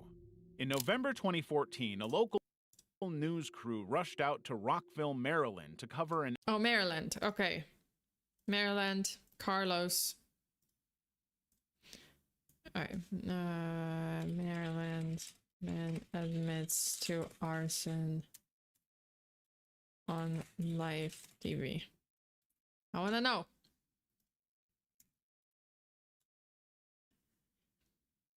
All right. So we have... I just need more context. Okay, so this is it. This is definitely it. Here's a man admitting he set this house on fire to the local news. IBC 7 affiliates couldn't be calmer as he admits to setting a home on fire. The man had his reasons, of course. He laid them out through a series of questions when reporters with the reporters on scene. How did you do it? I just poured gasoline on the floor. This is annoying. Poured gasoline on the floor, set it on fire, went to grab a drink, and came back. Carlos remarked without batting an eye. Question 2. How did setting this fire help you? Just so the media could get here for your attention. Question 3. Why didn't you report the alleged deplorable conditions to police first? I don't understand what those deplorable conditions were. I did. Carlos replied, adding, no one took his complaints seriously. Soon after he finished talking to reporters, Carlos calmly walked over to some nearby police and turned himself in. The look of surprise on the cops' faces says it all. You can see it all happen on camera via the clip above. Yeah, like they were just like, what the fuck? But I would head over to stories to get the full effect of what happened. Carlos was indeed arrested on the spot, and no one in the house was injured by the blaze. Neighbors, on the other hand, were a bit shocked. They should be happy it ended. I just don't understand, like, what deplorable conditions. Okay, unfortunately, there is no other. Well, there is New York Post. Did New York Post? No. New York Post also wrote like a short-ass article about it, and there's nothing. Dude, this is the weirdest case of arson I've ever heard. The arsonist straight up admitting it on live TV, and then promptly turning himself in. What? Yeah, but the part I don't understand is like, okay, deplorable living conditions where was this... Like, were you renting the house? Well, in that case, was it possible to move somewhere? Like, why were you there? Why deplorable living conditions? Was this like accommodation provided to you by like employer? Like, there's so many things that are not covered in this. So it's, yeah, yeah, like I just don't understand. It's very confusing. Like, okay, well, if you were renting the place, right? Like you were renting an apartment in this house and the conditions in the house, like, I don't know, it's falling apart, mold, cockroaches everywhere. Okay, well, then I think it's time to move somewhere else. Like if the conditions are bad, time to move. Like time to rent a different apartment somewhere else if you can. But I just, why? Like, complain. Okay. It's just, yeah, it's just very strange. I may not have the whole context. It's just, yeah, it's very weird. Like, an active house fire. But when they got to the scene, they were approached by a man willing to talk about what basically incriminating himself on live TV. But almost immediately after the interview came to an end, the authorities took Carlos into custody, having all the evidence. Such a bizarre case. There's not that much. I would have to dig deeper, but there's not much information. They needed to prosecute him. Berlin poker heist. On March 6, 2010, the European Poker Tour was being held at the Grand Hyatt Hotel in Berlin, Germany. The prize pool at the time was something above 1 million euros. Ooh, I never understood poker. I do, but like I do understand the game, but at the same time I always forget the winning hand. So I'm not. I always, every time I try, my friends are like, "Oh, let's play some poker." I'm like, "Yeah, I don't know this guy. I don't know how to play it." And they're like, "What? We taught you last time." I'm like, "I don't remember. I don't remember the hands. Like I never remember." How do you even poker? No, like I mean, I do understand the game, but at the same time, I always forget. Like I understand the overall mechanics, but then I forget the actual, like, oh, like what's a winning hand? Like what am I looking for? Yeah, I suck at playing cards. A massive amount that was hugely appealing to the players and others. Around 2:30 p.m., four masked men armed with handguns and a machete stormed the venue, targeting the cash desk. They immediately demanded the money, 1 million euro or as much as they could physically carry. But they had committed this entire robbery in front of around 950 players and spectators, you do this? Sparking a chaotic, widespread panic as participants scrambled for safety, flipping tables and seeking cover. Oh God, they had also done it right in front of multiple surveillance cameras, live.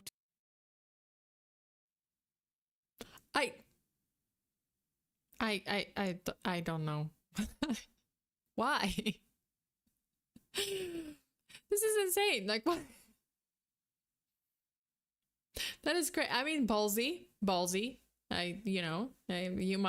One might say like, hey, pretty ballsy of you to try to pull this off. I think they were trying to be DB Cooper, but like on the ground. They'd be like, okay, in front of everyone, give me money, and then I'm gonna, exit, and we will never find me. Like DB Cooper, just disappear with the money. But I don't think that's how it works. TV cameras and streaming webcams. Journalists and players were updating the world on the situation. Excuse me. Caught in the Berlin poker heist, eyewitness account tells how news of raid on card game was broken on Twitter. Also, like, don't do this in 2010. Like, come on. Cameras everywhere, albeit toaster cameras, but cameras nonetheless. Through their social media accounts, all while barricading themselves from the attackers. In just a matter of minutes, the entire tournament became total, uncontrollable chaos. Somehow, despite the armed assault, no serious injuries were reported, although several individuals sustained minor injuries during the stampede to escape. Oh, yeah, okay, wait, is that a hand? Wait. That's not a person, right? Like, that's not a hand. Am I seeing a hand, or is this like... No, it's not. It's just something, right? While one security guard managed to wrestle a bag containing a significant portion of the loot from one of the robbers, the gang managed to flee with 242... What? 4 men armed with pistols and machetes robbed a machete, robbed a Berlin poker tournament on Saturday and made off with 250,000 euros. You know what? I rest my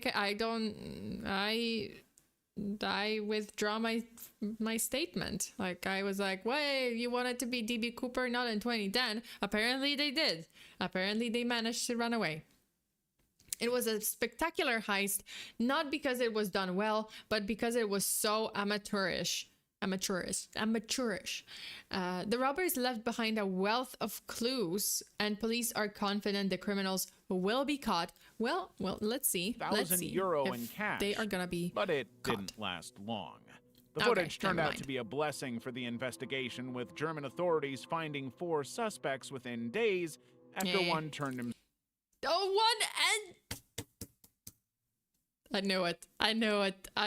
Okay, police detained 2 more suspects involved in Berlin poker tournament robbery on Saturday after they stole prize money of 242,000 euros. One of them turned himself in, which this is gonna teach you. If you want something to be done well, do it yourself and solo. Because if you work in a group of thieves, one of them is gonna sell you out. One of them is gonna cave. One of them is gonna betray the... You know what? Work in a smaller group. If anything, okay, work like a pair. Anything more than that, and you're definitely risking someone breaking and someone just like, you know, selling you out, snitching you out to the whole group, out to the police. Yeah. Himself in, identifying his accomplices without Oh any my God. hesitation. That's what happens when you have great footage for videos. Also, that's what happens when you're not that I'm okay. Listen, I am not teaching you how to this is not a tutorial on how to steal and get away with crime. Please don't do this. Do not break the law. However, also Shai says Sona knows from experience.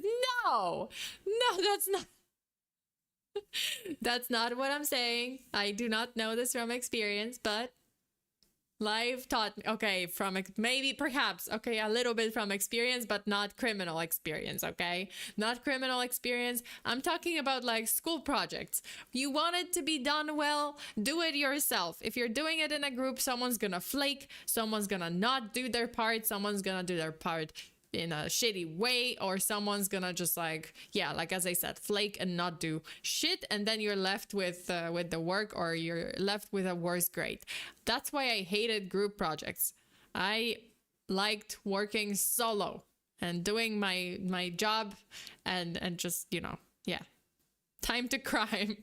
Time to crime. All right, back to the video.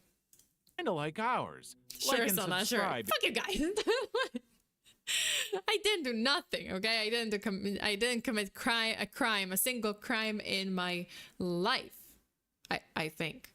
Wait, did I? No, I mean, maybe like a slight traffic violation if I crossed the street on red. It still stresses me out. Okay, rob others, group projects. Got it. What the fuck? I'm on the same boat with Sona. Group projects are BS. I hated group projects. It's just horrible. If you agree. They just don't work Level well. 3, with Monica everyone. Seles tragedy. On April 30th, 1993, during a Oh, quarterfinal... I wanted to cover this case. Okay, well, we're gonna... Okay, this one's gonna be wild, you guys. This is a case about a tennis player in, like, the league, the main league, you know, like, I mean, the Olympics, I mean, like, yeah. It's wild. I don't know if you guys heard of this, but it's horrible.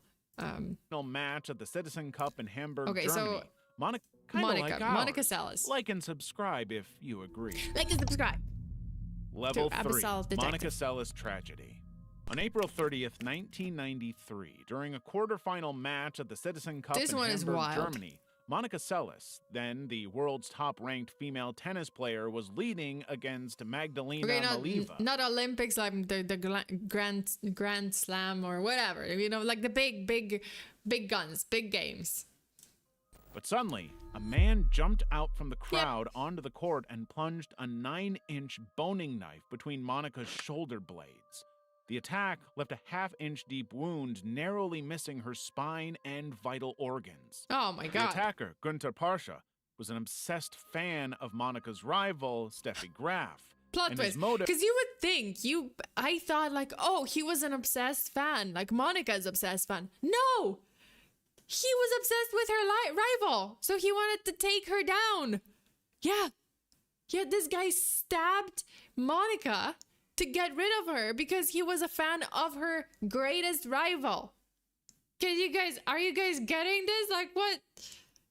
Wild.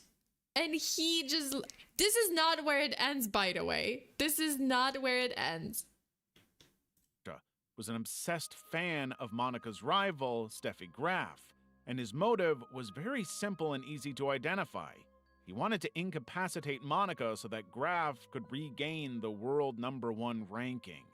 Although Monica's physical injuries healed within weeks, the psychological trauma lasted months. Monica Seles, the greatest female tennis player ever who was stabbed on court. It is wild. It doesn't end there. Much longer. She took a 2-year hiatus from professional tennis, struggling with depression and an eating disorder.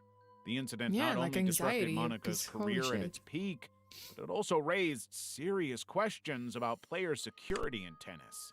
And the tennis community's response to the incident was mixed. A vote among top players rejected the proposal to freeze Monica's #1 ranking during her absence, with only one player abstaining from the vote. The incident remains one of the darkest moments in tennis history, dramatically altering the trajectory of what many believe could have been one of the greatest careers in women's tennis. I think there was something about like this guy, you know, the rival actually knowing about this guy and like kind of, okay. As for Gunter, he received only a 2-year suspended sentence due to psychological issues, serving Of course, I hate this. I hate this. What he pretty much like, well, not ended her career, but yeah, he really damaged her career. She never really got back to her previous form.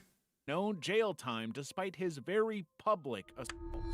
Yeah, how does that make sense? No, but I thought there was like, okay, Monica Seles, I think there was like this conspiracy theory, conspiracy that she was, stabbing attack, that there was some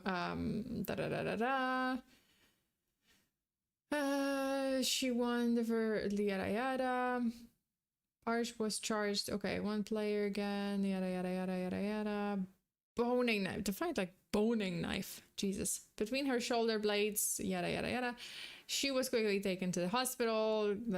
Seles, from speculation that the attack might have been politically motivated. Initially, because Seles was from Yugoslavia, she was known to have received death threats in relation to the Yugoslav wars. However, German authorities were quick to rule this out, describing her attack as confused and possibly mentally disturbed. According to police, Parsh intended to severely injure Seles so that she would be unable to play tennis, and Graf, so Steffi Graf, would become the #1 player again. But I think there was something like that Steffi Graf like paid, not paid him, but like something like she was involved. What? Graf visited Seles while she was hospitalized. Young Elders, a band from Melbourne, Australia, sent their song called "Fly Monica Fly" to Seles while she was, that's so nice, recuperating from the stabbing incident. She later said that the song provided, maybe not. And the guy died in a nursing home in August 2022 at the age of 68. I thought there was like something about Steffi Graf. Wait, okay. Da-da-da-da-da. Where's Graf? Wait. Okay, Steffi Graf. Okay, so he was, she did not play professional. Okay, never mind. I thought there was like some more drama, like, like she like she was kind of involved with him or something. Like I think I read something about it, but maybe not. Maybe yeah. Control F time. maybe I'm wrong. I might be wrong. Okay. Shusha Park fire. On January 11th, 2001, popular Brazilian children's television show Shusha Park was shooting at a production stage in Rio de Janeiro. The host, Juja Meneghel, was performing the show's closing musical number with her dancers when a small fire started in the set's mechanical spaceship, a prop through which Jusha typically entered and exited the stage. My god! Initially, nobody noticed, but the fire quickly grew out of control. This grew out of control really quickly. Dude, it just started like so small and then suddenly... engulfing the entire set within minutes. The studio audience, consisting of about 300 people, mostly children, had to be evacuated rapidly. Oh no, bottleneck? Miraculously, there were no fatalities, but 26 people were injured, 7 of them in critical condition. Their injuries ranged from smoke inhalation to severe burns. The whole event was captured on video as cameras continued to record, even as technicians fled the scene. This footage was later broadcast on Brazilian news programs, shocking viewers across the country with how close it came. What was the, like, 5 seconds? Yeah, suddenly it just, like, went, and everything was on fire. To serious tragedy. As for what caused the fire, thank God no one it turned out to be an electrical short circuit in the spaceship prop. The incident exposed several safety issues on the set, including locked emergency exits in the presence of highly combustible materials. Locked emergency exits? What are you doing? It reminds me of that. Okay, it does remind me of the club, like the I think it was like a club fire, and it was also like a concert, and then the fire started. The exits were blocked. There was just one exit. It created a bottleneck. So many people died. Oh God, it was horrible. The stage was simply a disaster waiting to happen. Shusha herself escaped physical harm, but suffered significant psychological trauma from the incident. For the next few months, she frequently visited the injured victims and their families in the hospital during their recovery. That's good. The show would never come back. As a result, no wonder. No wonder the show didn't come back. Park was initially put on hiatus and then ultimately canceled. 8 episodes that had been pre-recorded were never aired out of respect for the victims of the tragedy. The last episode of Shusha Park to be broadcast aired on January 6, 2001, just days before the fire. So that one wasn't, I mean, yeah, that's understandable. That was not aired.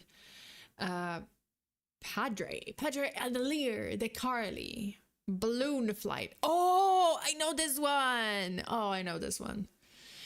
He was inspired, and I guess he believed that, faith will help him, but it did not. Adelier de Carli balloon fight. On April 20th, 2008, Padre Adelier Antonio de Carli, a 41-year-old Brazilian Catholic priest, took off from Paranagua at 1 p.m., strapped to a chair attached to 1,000 helium-filled balloons. De Carli was attempting to break the 19-hour record for the longest flight using party balloons, raising funds for a spiritual rest stop for truckers in Paranagua. Just 3 months earlier. Noble cause, but that's not what happened, unfortunately. Earlier, he had managed to complete a similar flight with balloons, proving he could do it. Now he was equipped with survival gear, including a parachute, GPS device, satellite phone, and 5 days worth of supplies in case something went seriously wrong. As he launched into the air, something went awry. Crews came out in great enthusiasm to see the big moment, convinced they were about to watch history unfold. But despite his preparation and previous experiments, de Carli encountered difficulties almost immediately.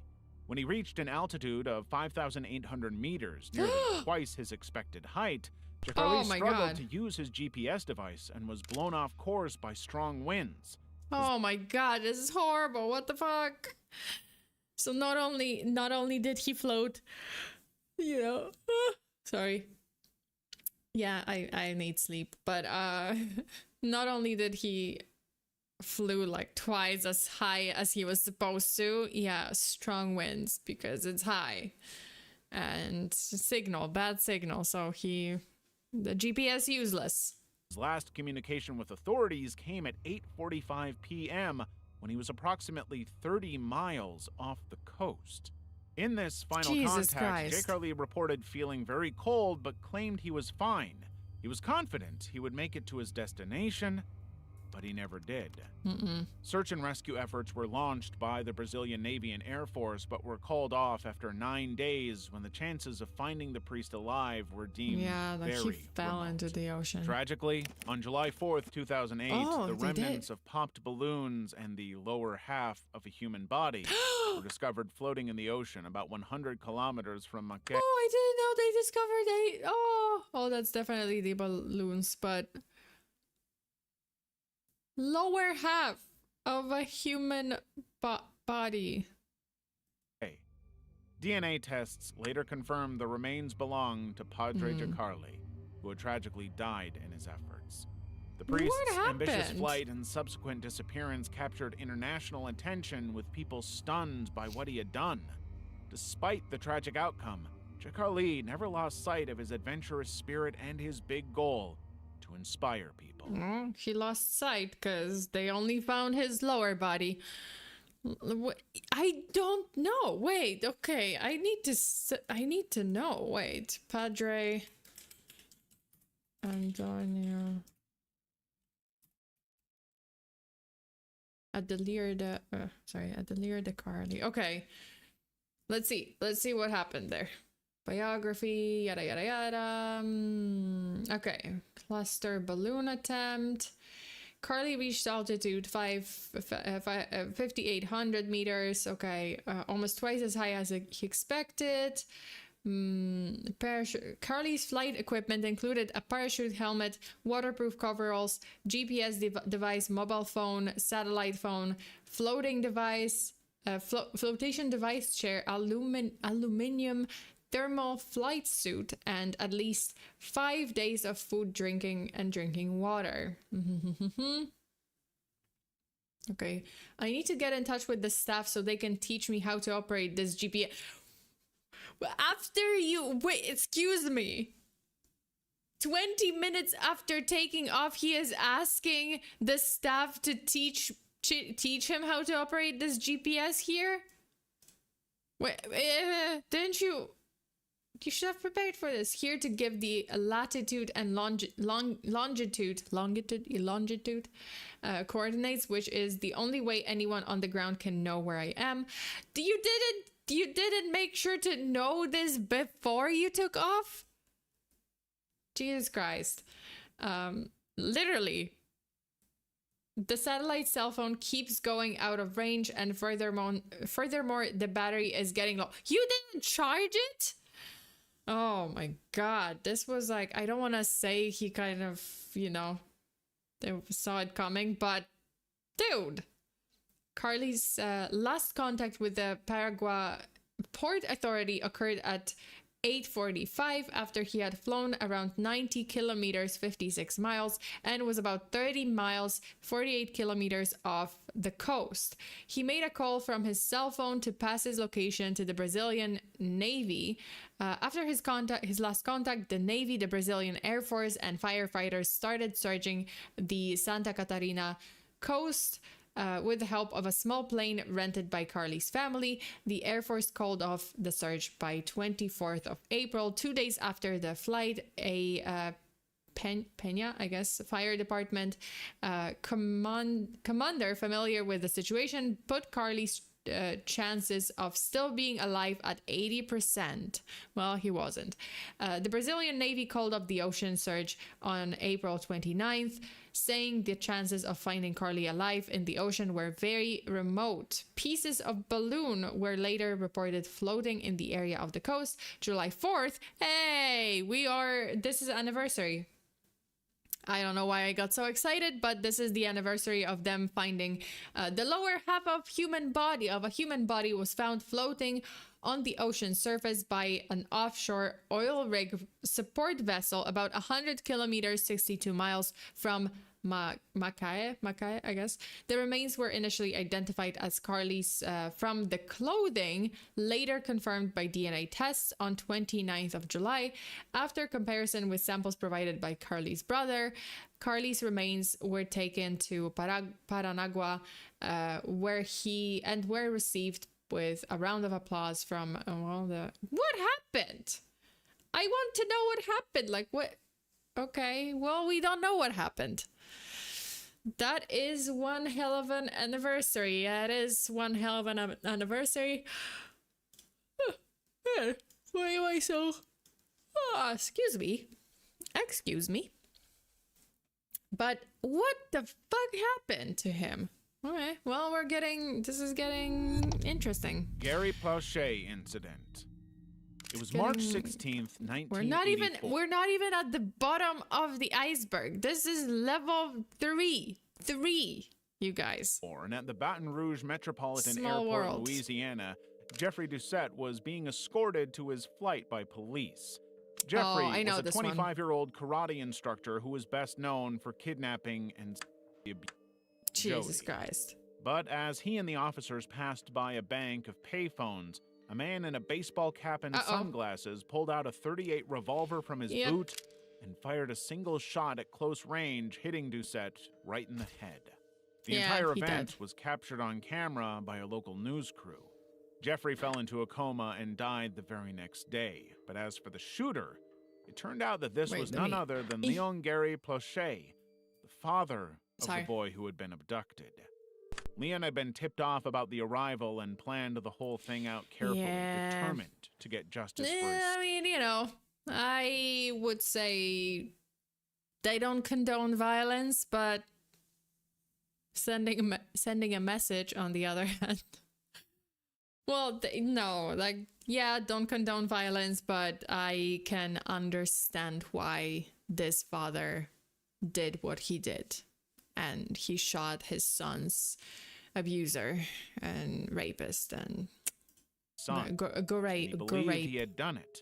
He was initially charged with second-degree murder, but eventually pleaded no contest to manslaughter.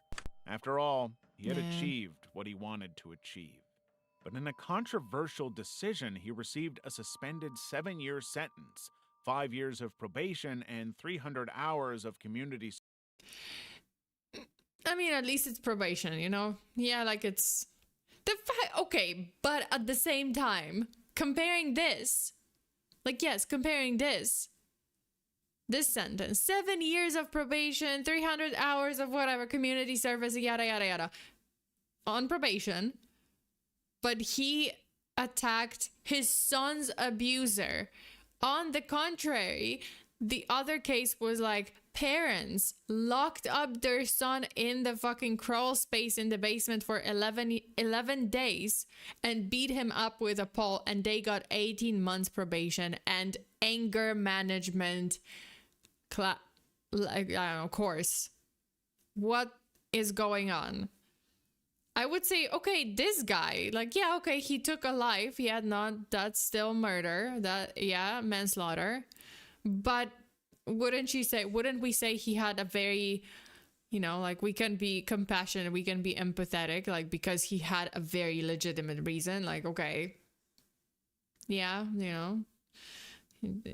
life is strange. I don't know, it just feels... Father who killed alleged abuser on TV avoids jail. Yeah. Of the man who tormented his only son. Well, yeah, it is murder. The reaction to the sentencing was mixed at best. Some people believed that Leon deserved some kind of punishment, while others felt that what he did was perfectly understandable. I think that some form of punishment is correct here. Yes, he still took a life. I wouldn't say 7 years of probation. I would say less, because the circumstances were completely different. If we compared this to the other case where the people who got probation time of 18 months probation were actually the people who abused a child, versus this guy who acted to protect his son, to, you know, avenge his son's suffering, I think there's a difference. I think, to me, there's a difference. Well, I believe justice should have been served against the actual perpetrator. I can understand why the father did it in this case. Yeah, right? Like, I think, well, maybe, you know, it's hard to understand for us. Maybe like you know, you guys disagree. Like, I'm not a parent, so maybe but I still kind of like want to look at it from a perspective of a parent. If this was my child and they were S8 and raped by this fucking despicable monster, and I had the chance to, you know, because you never know with justice system, right? Like the guy could have gotten away on like very light sentence because he did it, right? Like, yeah, very possible. So this father was just like, you know what? I'm not gonna take those chances. Like, he does not deserve to. I don't want to risk him getting 5 years in prison. Even like, you know, even 5 years in prison. Well, it's a pretty long time. It's not long enough. Like, it's, you know, it seems like, okay, 5 years, that's long, but not for this crime, which could be possible. But yeah, like, well, lighter sentences have been given out to people who did something this despicable. So I can kind of understand why this father decided to, nope, I'm not gonna take any chances. This monster should not be walking free ever. So yeah. Never liked how the law lets off offenders very lightly. It's like they encourage pedos. Yeah, absolutely. Like, I've seen so many cases in Poland, which is fucked up. Something like that, like either PDF files or grape, you know, perpetrators, and they would get 5 years in prison. I'm like, what? 5 years for something like this? What? Like, how is that even allowed? That's not like, it's nothing for someone. Let's say, yeah, maybe 5 years might make a difference for someone who's like in their 80s, like, I don't know, 80s, 90s. Yeah, they're 70s. They might, you know, there's a chance they're gonna die in prison during those 5 years. If it's someone like in their 30s, 20s, 30s, and they get 5 years, like, what is that for this crime, for this kind of crime? PDF file, PDF-philia, or graping. It's like 5 years, that's nothing. Do you think it's gonna teach them something? I highly doubt it. Sometimes retributive justice may be the only option you have. Yeah, and I think, you know, in this case, like, yeah, do I think this is the right way to go? No. You know, it's not. I would like to trust the justice system. I think in a perfect world, we would all trust that the justice system is correct and they're gonna, you know, give out the right, correct punishment. But honestly, like, I am also sympathetic to this guy, this father who thought like, yeah, no, I'm not gonna risk it because it doesn't seem like the right punishment is gonna be given to this guy, and he does not deserve to come out anytime soon. So, yeah. Okay, rant over. Even Leon maintained that his actions were justified, stating that any parent in a similar situation would have done the same. Jody went on to write a whole book about the incident. Gary Plosh's I don't know. 1984 airport slaying of sons, kidnapper, abuser, now a book. And its impact on his life. And now works to educate parents about protecting children from predators. Level 4. Yeah, at least, you know, the justice system is flawed. They're not always right. Yeah, like as I said, like in a perfect world, the justice system would be always right and always correct and always fair. But we're not in a perfect world. We don't live in a perfect world. It's not. And, well, injustice happens. Absolutely. Like both outside of the system, in the system. And sometimes that's why there's quite a few, sorry, I'm going to zoom out. But that's why I also can understand people's frustrations or people's support for this guy, the guy who shot the United Healthcare CEO, you know, like Luigi Mangione. I think there is a movement where, you know, people are supporting him. And well, this was premeditated murder, yes. And it's fucked up, you know. It's fucked up that he was pushed to like just to the limit, and he decided this is the way I want to handle this, you know, like that's sad. I do, on the other hand, understand, like I can kind of understand, see the perspective of people who were wronged by the system. I still believe that he should be given prison time. This was still murder, and it was a little bit less, I don't know, less justified than this case.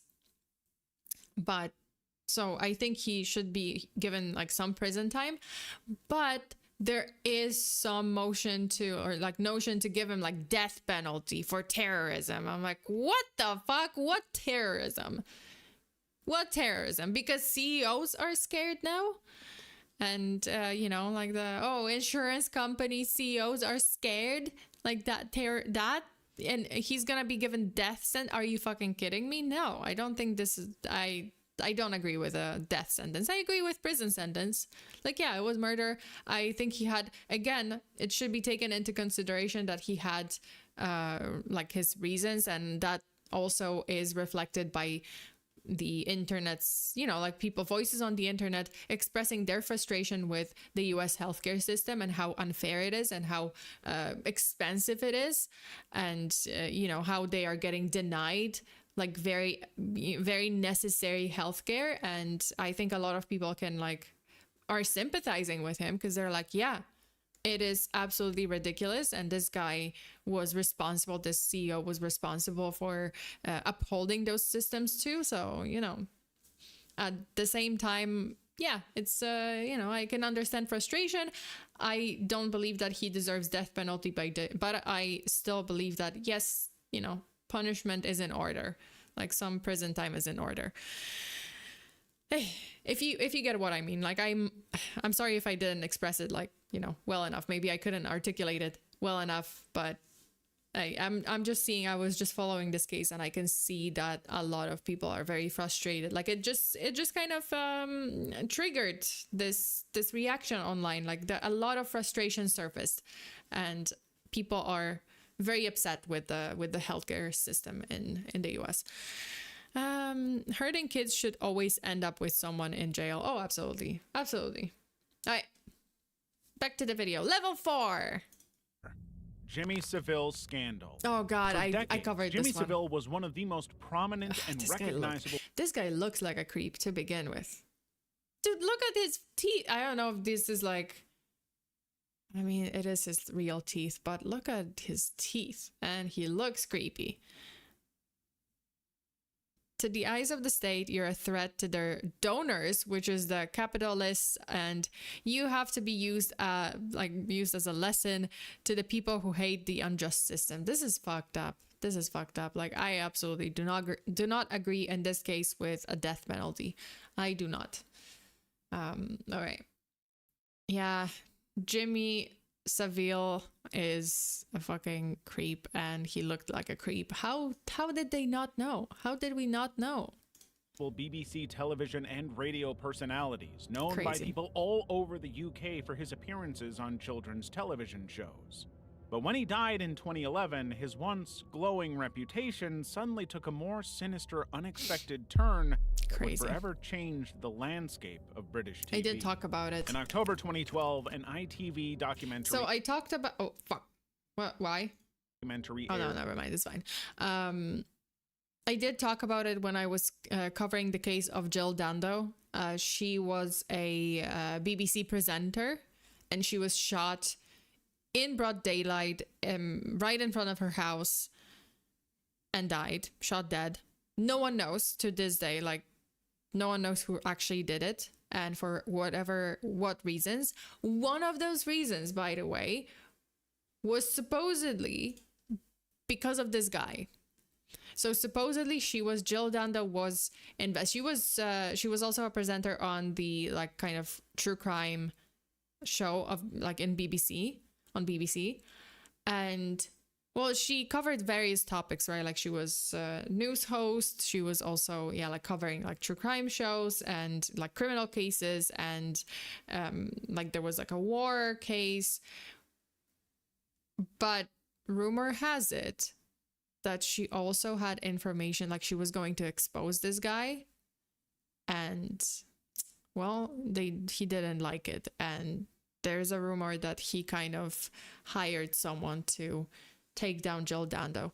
If you're interested in that case, you can search for it on my channel. It was like Jill, like if you type in Jill Dando, you should be able to find it. But it was very, very interesting case, and this was like wild. This part is wild. All right. But when he died in 2011, his once glowing reputation suddenly took a more sinister, unexpected turn that would forever change the landscape of British TV. In October 2012, an ITV documentary aired serious allegations of sexual abuse against Seville, leading to a huge flood of victims coming forward to share their stories. Subsequent investigations uncovered a staggering scale of abuse spanning 6 decades, with victims ranging anywhere from 5 to 75 years old. It's crazy because he had access to everything. He was the face of BBC kind of charity work, and work with children and work with like NHS, which like with hospitals, like for elderly. Yeah, that's why he had fucking access to people, like vulnerable people. The Metropolitan Police launched Operation U-Tree, which identified nearly 600 victims of exploitation at the hands of notable figures, with 450 alleging abuse by Seville alone. While he had publicly been a seemingly harmless, slightly kooky personality, Seville's celebrity status and charitable work provided... Dude, like the kids, I don't know why, but now that we know, like those kids look very uncomfortable. ...provided him with unrestricted access to vulnerable individuals in various instances, including hospitals, schools, and BBC studios. Yeah. And he exploited that trust. See, why? Dude, why? I mean, I don't know. Maybe it was part of the show for some reason, but this is like so creepy to me. To his own depraved, sinister ends, committing acts too sick and twisted to even mention. The scandal exposed systemic failures in multiple institutions. That's him. I thought it was like that's him. BBC, NHS, and other organizations. Police say the late Jimmy Savile abused hundreds of victims over 5 decades. This timeline charts the presenter's rise to fame, the allegations against him, and the subsequent action by police and broadcasters. Most recent events appear first. Yeah, it's crazy. Organizations were criticized for their inability to prevent or address Seville's crimes. In fact, reports revealed that complaints had been made over the years, but they were either... Yeah, so that's where this also connects to Jill Dando, because apparently she knew something, or she was investigating his actions, like those complaints, like because she was she was also the face of BBC, and one of the theories is that him or someone in his circle like hired a hitman to kill Jill Dando. Either ignored or dismissed, largely due to Seville's reputation as a popular entertainer. Everybody wanted to be associated with him. This looks so uncomfortable. Like, why is it? Oh my God, the kids look so uncomfortable. Overlook with this. The more depraved allegations made. Which he put his hand straight up my nightdress, and we weren't allowed to wear pants. So I was, unfortunately, I could do nothing. I couldn't stop him, because Broadmoor staff would have punished me if I stood up and said what he was doing. They wouldn't have believed me, and they would have just punished me. But the This is what the fuck? They weren't allowed to wear pants? I did not know about this. What the fuck? Like they weren't allowed to wear pants when like go on set with him. Like what? I think that's a red fucking flag. I think that's already a just glaring red flag. Jesus. That's so messed up. That's so messed up. What the fuck? Pants in England also means underwear. Yeah, like pants. That's what yeah. That's what I meant. Yeah. Because pants, that's not, like pants are not pants. Pants are like the pants that we are thinking about, the like long pants, those are trousers in England. But pants, when this person was speaking, that refers to like panties, underwear. Elevations had far-reaching consequences. It led to numerous investigations, including those within the BBC and NHS, sparking a nationwide conversation about child protection and the handling of sexual abuse allegations. And a major also reckoning. He had like creep hair. I don't know why, but like this hair, that not this, but like the longer kind of bucket hair. I don't know, like it's kind of like weird, for these like squire hair. Respected institutions. To catch a predator, It's crazy. It's crazy. Sorry, my phone died. No worries, Melissa. No worries. Thank you so much for coming back. Conrad incident. Insane. In November 2006, Lewis William Conrad Jr., a 56-year-old assistant district attorney in Texas, became the latest target of a popular NBC show, To Catch a Predator. Wait, is this the one? To Catch a Predator. Is this the one where they like meet up to catch a predator? Wait, was a controversial reality television series that featured undercover sting operations to confront adults attempting to engage in sexual activities with minors. Okay, so it is the one that I was thinking about. Conrad had allegedly engaged in explicit exchanges with a decoy posing as a 13-year-old boy. Oh, but unlike other suspects who were lured to a sting house, Conrad never appeared at the predetermined location, which was a real problem for authorities. They would have to go get him some other way, by force. So on November 5th, NBC's Dateline crew, along with local police, decided to confront Conrad at his home in Terrell, Texas. They obtained search and arrest warrants, which were rushed and wildly inaccurate. Wait. What? NBC's Dateline crew, along with local police, decided to confront Conrad at his home in Terrell, Texas. They obtained search and arrest warrants, which were rushed and wildly inaccurate. Oh, shit. So later they can... Oh, God. This can throw the whole case. Like, throw out the whole case. The state of Texas, to the chief of police, and the city of U.S. Police Department in Tarrant County, Texas. Okay. The SWAT team was called to the scene, and they forcibly entered Conrad's house. But as the police entered, Conrad reportedly said, "I'm not gonna hurt anybody," before shooting himself in the head with a Browning .380 pistol. Well, I mean, they don't have to throw out the case, cause he said it himself. Yeah, he threw out himself. Oh no, why were they in accuracy? They had the element of surprise. Yeah, like they just rushed it. I guess because they were trying to catch him as soon as possible. Also, I have to say, kids have no business being on social media. I still am standing firm that social media should not be accessible to anyone below the age of maybe 16. And even then, like, proceed with caution. But 16... Younger than 16, you have no reason. You have no business being on socials. The fact that some of the social media is like the minimum age is 12. 12? You have no business being here at 12. Well, being not on YouTube, like YouTube, okay, fine, whatever. YouTube Kids, like whatever, watch. Although YouTube Kids is another rabbit hole and very disturbing iceberg. Because there are some like very fucked up stuff there. One of them is being the content of Lily Tino. you guys, I have to talk about this maybe on another occasion or another channel. I have to like create a internet drama or internet insanity channel. That's what this has to be, like a separate channel, but it's crazy. Who, Lily Tino? I don't even want to talk about this person because it's insane. It's insane. And they were, so Lily Tino, okay, let me just do a little summary. Lily Tino is this content creator who, I guess like trans content creator, or at least Lily Tino claims to be trans.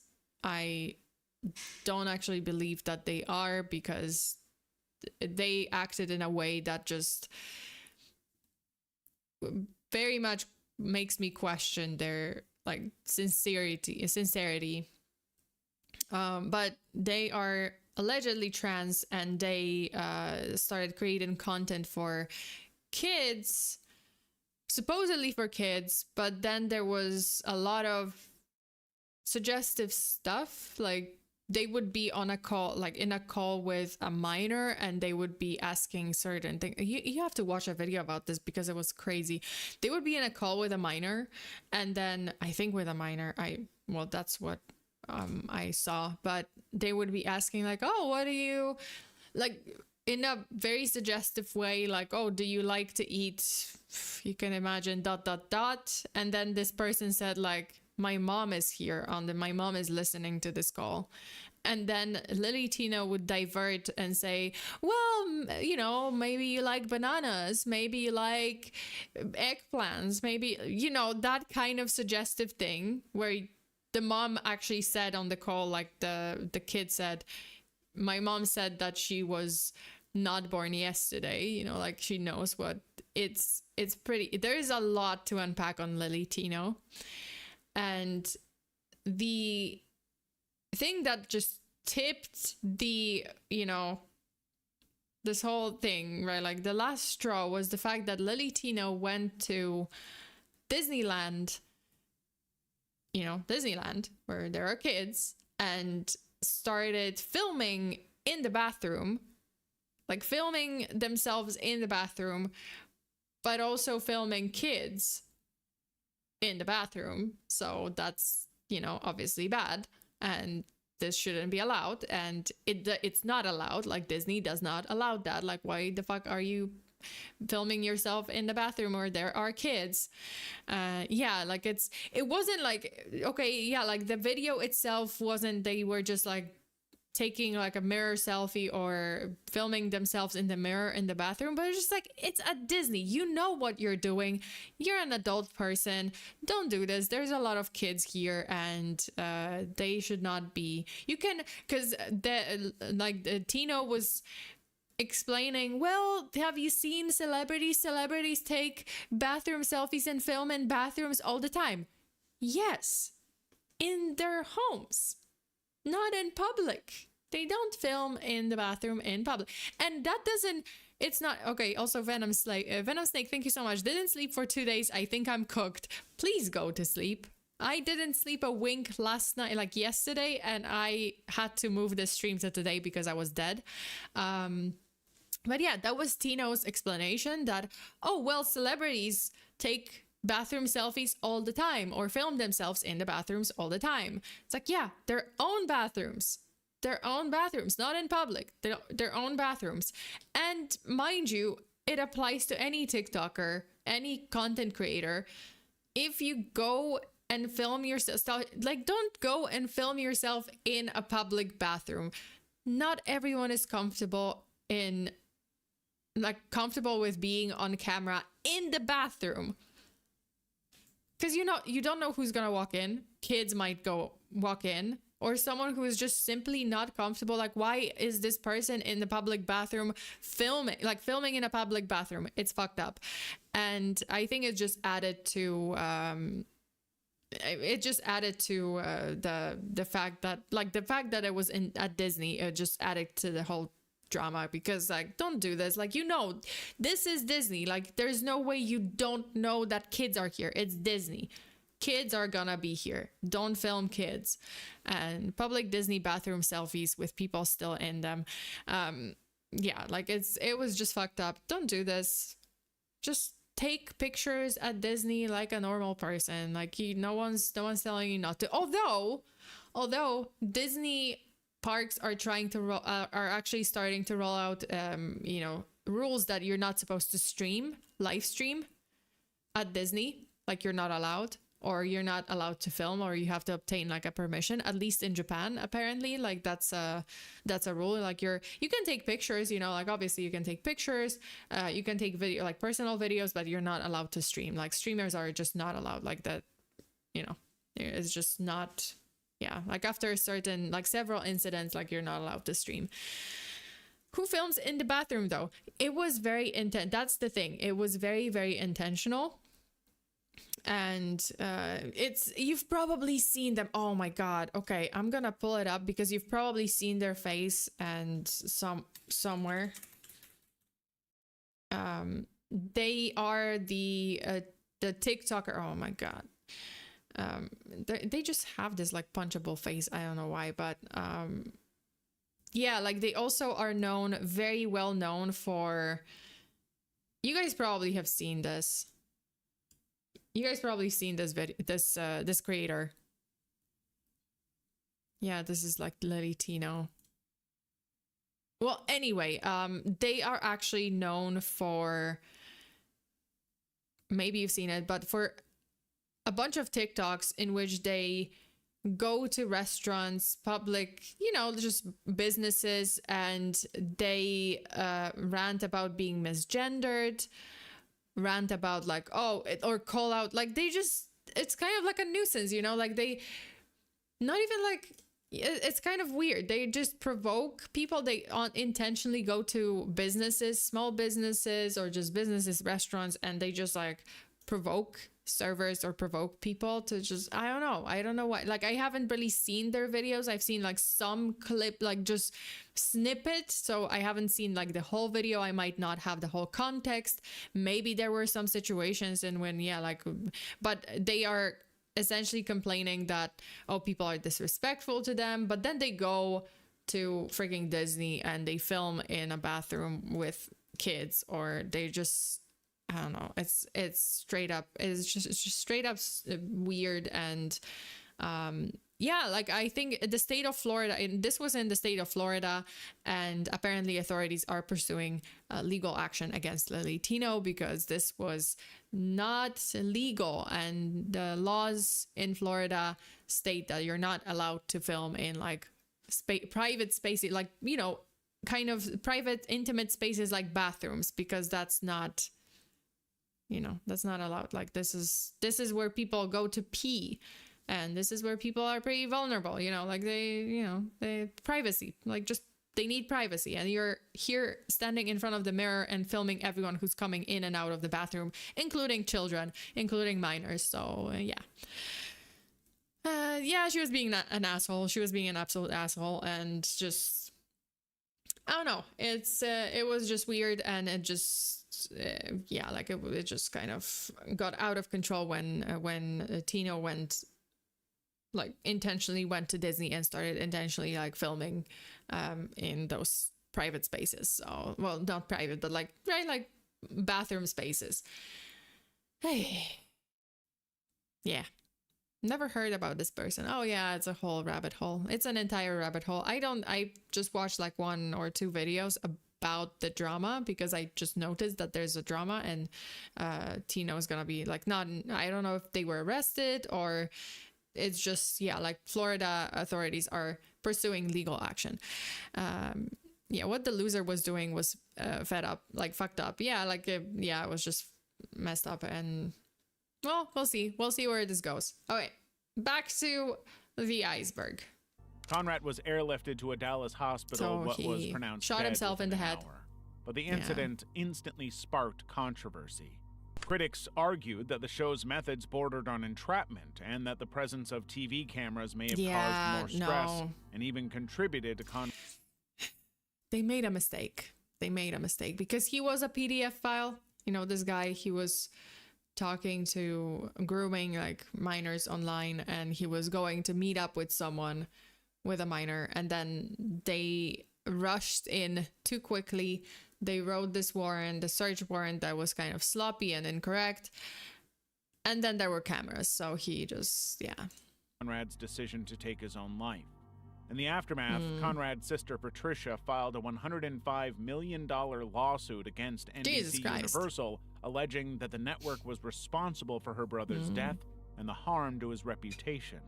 In 2008, NBC settled the lawsuit for an undisclosed amount, describing the agreement as amicable. Okay. But it didn't change the fact. Yeah, but like, did they prove that he actually did something, or he actually was going? I don't know, like. That the show cost a man his life before anything was truly known. Yeah, like they didn't know, right? Like he never showed up to the location, to the trap house, never showed up. So you don't, right? Jenny Jones Show tragedy. On March 6th, 1995, Jonathan Schmitz, a 24-year-old man from Michigan, appeared on the Jenny Jones Show for a segment all about secret crushes. Yeah. Unbeknownst to Jonathan, his friend Scott Amateur, 32, was also there to reveal his romantic feelings for him. Yeah. So that's, yeah. Yeah, so that's gonna be messed up because this one guy, right? Like this guy. Oh, sorry, not this guy. This guy, he had like a secret admirer, and he thought it was, you know, someone. They were saying someone in this room like really likes you or has a crush on you, and he thought it was the girl, but then, you know, like the guy, it turns out like, oh, the guy, his friend had a crush on him. And he seems relaxed, but it didn't end so well. For a segment all about secret crushes. Yeah, secret crushes, Unbeknownst right? to Jonathan, his friend Scott Amateur, 32, was also there to reveal his romantic feelings. Yeah, so it was just him. like. During the taping, Scott shared his fantasies about Jonathan, which involved strawberries, whipped cream, and a hammock. Okay, you think about you have fantasies about him? I've had a couple, yeah. Yeah, you had when he was under the car. You had a fantasy about him. Yeah, something to do with like brake oil, line snapping, and I think Scott. Jonathan. That was very funny, but yeah, you know, he didn't take it too well. So who identified as unfortunately. heterosexual appeared visibly uncomfortable but tried to laugh it off. But the Yeah. show was never actually aired due to the tragic events that followed. Fuck. Just 3 days Yeah. after the taping, on March 9th, 1995, Jonathan found a suggestive note from Scott at his home. It clearly showed Jonathan that Scott had not moved beyond his crush. Enraged and humiliated, Jonathan purchased a shotgun, drove to Scott's mobile home in Lake Orion, Michigan, and confronted him. After confirming that Scott had left the note, Jonathan shot him twice in the chest, killing him instantly. Damn. See, like it could have. I guess, like, okay, he was pissed. I think it. Yeah, no one could have known that this is how it's gonna end.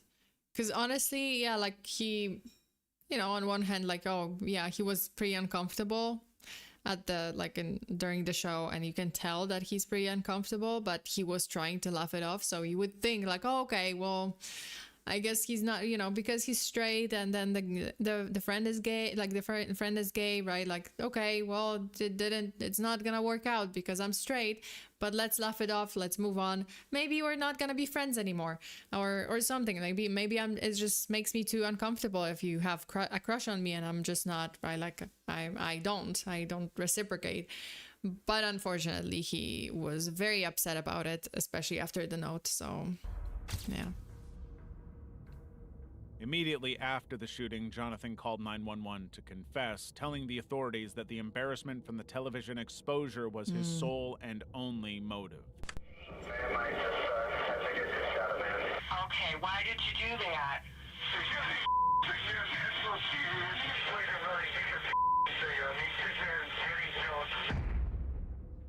Yeah, it was just an unfortunate.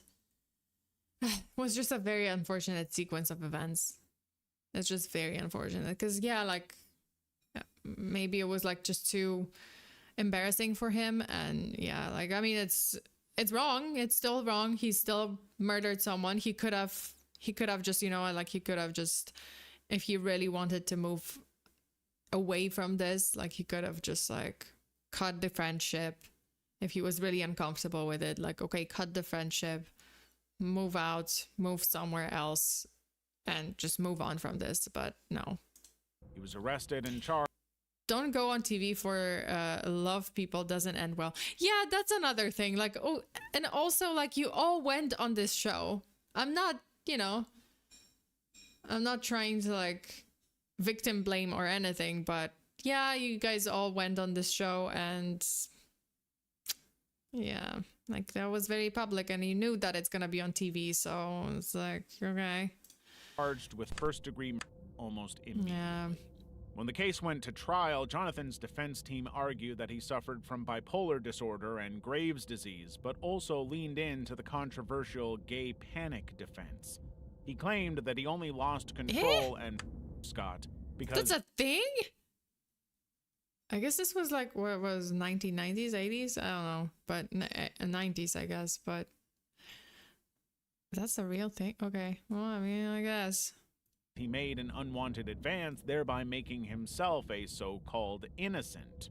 In 1996, Jonathan was convicted of second-degree murder and sentenced to 25 to 50 years in prison. His conviction was initially overturned on appeal, but he was retried and found guilty again in 1999. Yeah. He served nearly 22 years before being released on parole in 2017.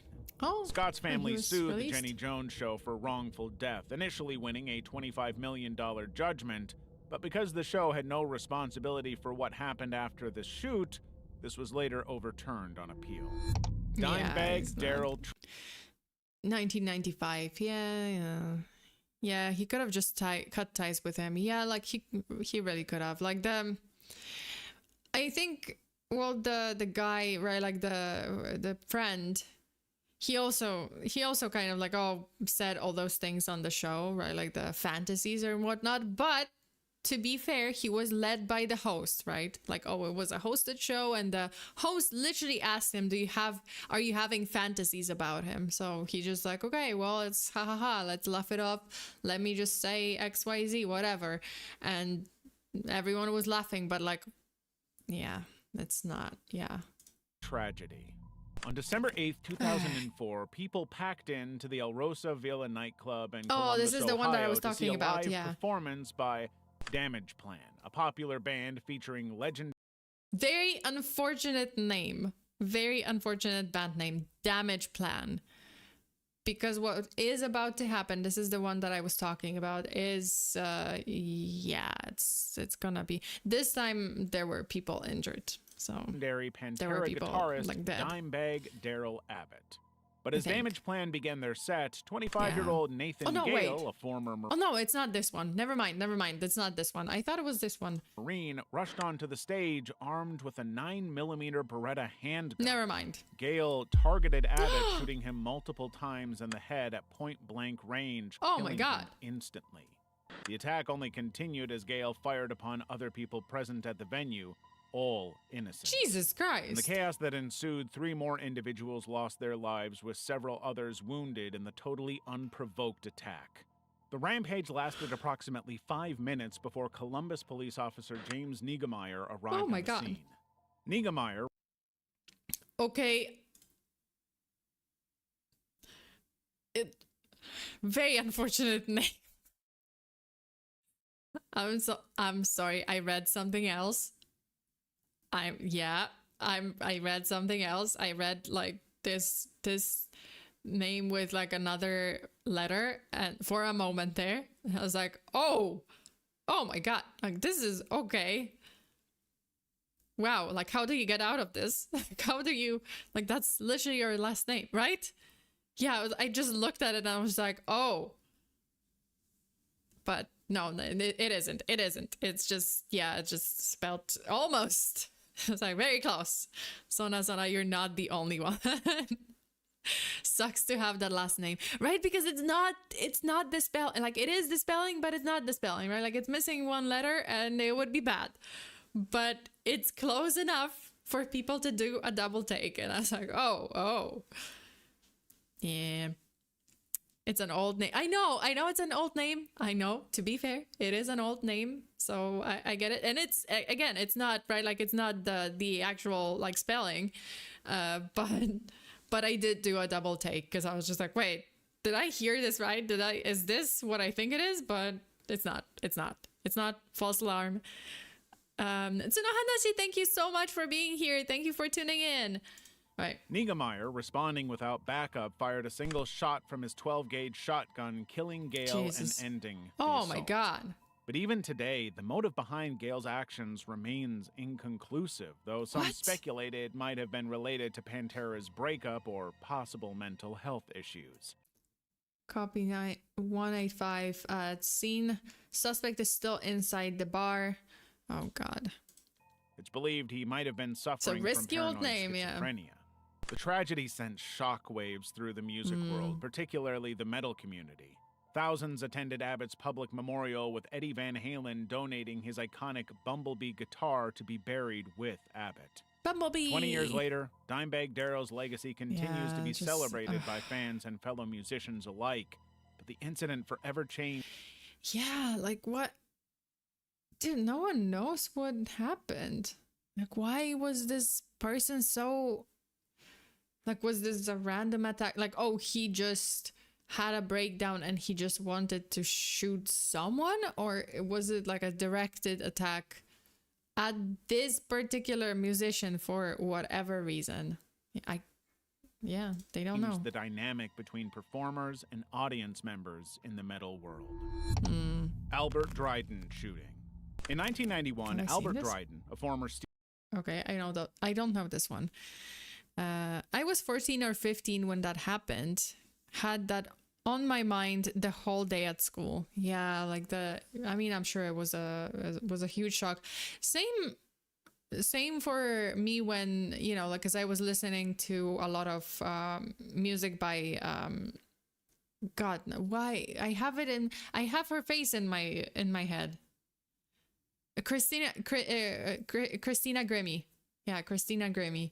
So I used to listen to her a lot, because she was this up and coming artist. I used to watch her like YouTube channel when she, like early days when she just started to do the covers and, collab with, what is it? Not Dan Schneider.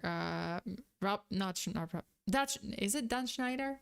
Fuck, I forgot. Something Schneider. But, I started watching her videos and watching her covers, and I was a huge fan. And then, yeah, she was also shot. But that one, I did cover that case, and it was an obsessed fan. Hey, Sona, sorry I'm late to the stream. No worries, DJ. Thank you so much for tuning in. I hope you're having a wonderful day. We are... questioning our whole existence, questioning the world, because the world is fucked up. You covered that case.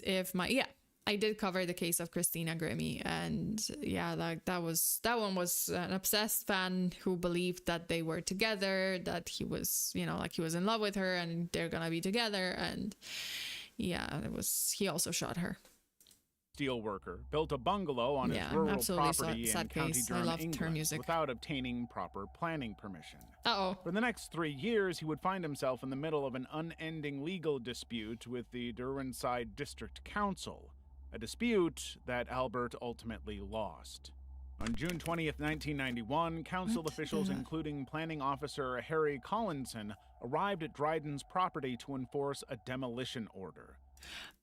Oh, because he was building on his property, but he didn't have permission to build a building on the property. You do need to obtain permission, which, by the way, I have to speak to my grandpa about this. Well, the house that they built, they had a permission for, but right, like obviously my grandparents' house, that's fine.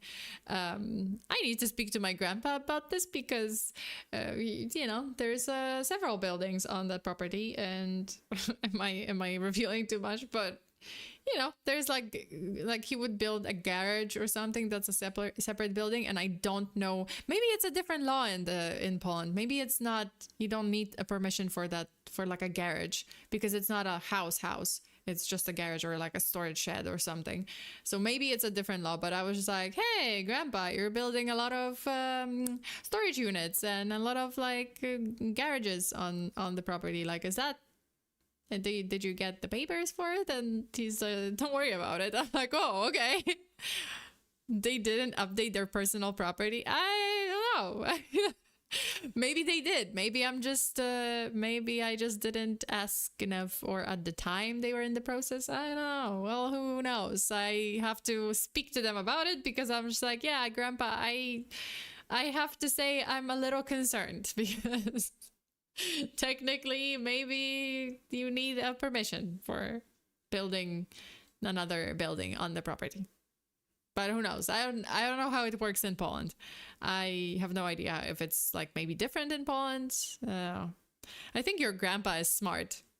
I hope so. I hope so. Shh, so that's fine. Dude, I don't know. Every time I go to go back to Poland and go back to my grandparents' house, there's a new building there. And I'm like, oh, or like there's a construction. I'm like, what is going on? And Grandpa's just like, yeah, I was bored. I just needed something. I just needed another garage. I'm like, Grandpa, you have like 3. You have like 3 or 4. What are you doing? Why is it not enough? And he's like, no, but in this one I keep these tools, in this one I keep this car, in this one I keep something else, and I need another one for another thing. And I'm like, oh, honestly, I'm jealous. Dude, my grandpa is like 83 or 4, and he has no plan, no intention to stop. He's just like, I'm gonna build another garage. Like last time I spoke to him, he did mention like, oh, you know, I'm running out of space. I think I have to build another garage. I'm like, another one? Again? Grandpa, what are you storing on this property? Maybe I will find the lost city of Atlantis somewhere on this property. Can he be my grandpa? He's secretly building a Gundam. I swear to God, either a Gundam, I'm gonna find a fucking Transformer or Decepticon in one of those garages, or the lost city of Atlantis, or the lost continent of Lemuria. I don't know. That's what happens when you have a builder in the family. Yeah, like he is just bored. He's just bored, and he's just like, you know what? I'm bored. Let me build a garage today. Another one. He is fun. I love my grandpa. Like, grandpa is great. Mind you, like I would just arrive and he would be on the roof. I'm like, Grandpa, are you certain about this? And he's like, I'm fine. I'm like, yeah, but you're 84. You can't blame me for being slightly concerned. And yeah, he used to he cut his finger, like almost cut off his fucking thumb. He didn't. They managed to salvage it, and it's fine, and it's not, yeah, but it was dangling, like the tip of his finger, I think was the tip of his thumb or something. It was kind of like, yeah, one time. His foot, I don't know, like there were so many things that he just like injured himself, and I was just like, why, Grandpa, why? And I swear to God, when he cut off his finger, he said to my mom, because my mom is a nurse, right? And he was just like, we don't need to go to the hospital. You can just help me. Like, oh, let's just like wrap it. Like, just help me wrap it up, and it's gonna be fine. It's gonna like recover. Like, why would we need to go to the hospital? And my mom was just like, your finger is dangling. Like it's a piece of your finger is not attached, as in it's barely attached. Like, I am pretty sure we need to go to the doctor. And he's like, no, it's okay. Like, yeah, it's bleeding a little. And it's like, yeah, it's bleeding a lot. I think we need to go, because you're gonna just lose a finger. And but he did, but he's kind of stubborn. That's not how it works. I know. He's like, I'm gonna walk it off. He's the walk it off generation. He's very much the walk it off generation. Gramps literally want to walk it off. Yep. He was just like, but I need to finish something, XYZ. Like, I don't know, mowing the lawn. He's like, yeah, that's what cut off your finger. Why? What are you doing? Yeah, he's literally the walk it off generation. Okay. But this was no ordinary visit. BBC television crews were filming the event for the regional news program Look North. They had no idea of how deadly this was about to get. What? After the initial enforcing of the order failed, Albert grabbed the .455 Webley Mark VI revolver. Harry, seemingly unaware of the imminent danger this man posed, asked the camera crew. Oh my God!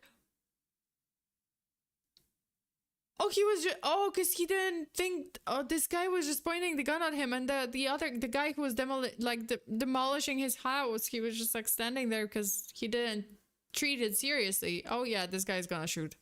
Get a shot of Albert's gun. Before they could, Albert fired, shooting Harry in the chest at point-blank range. In the ensuing chaos, Albert continued firing, wounding a BBC reporter in the arm and a police constable in the butt. We were standing.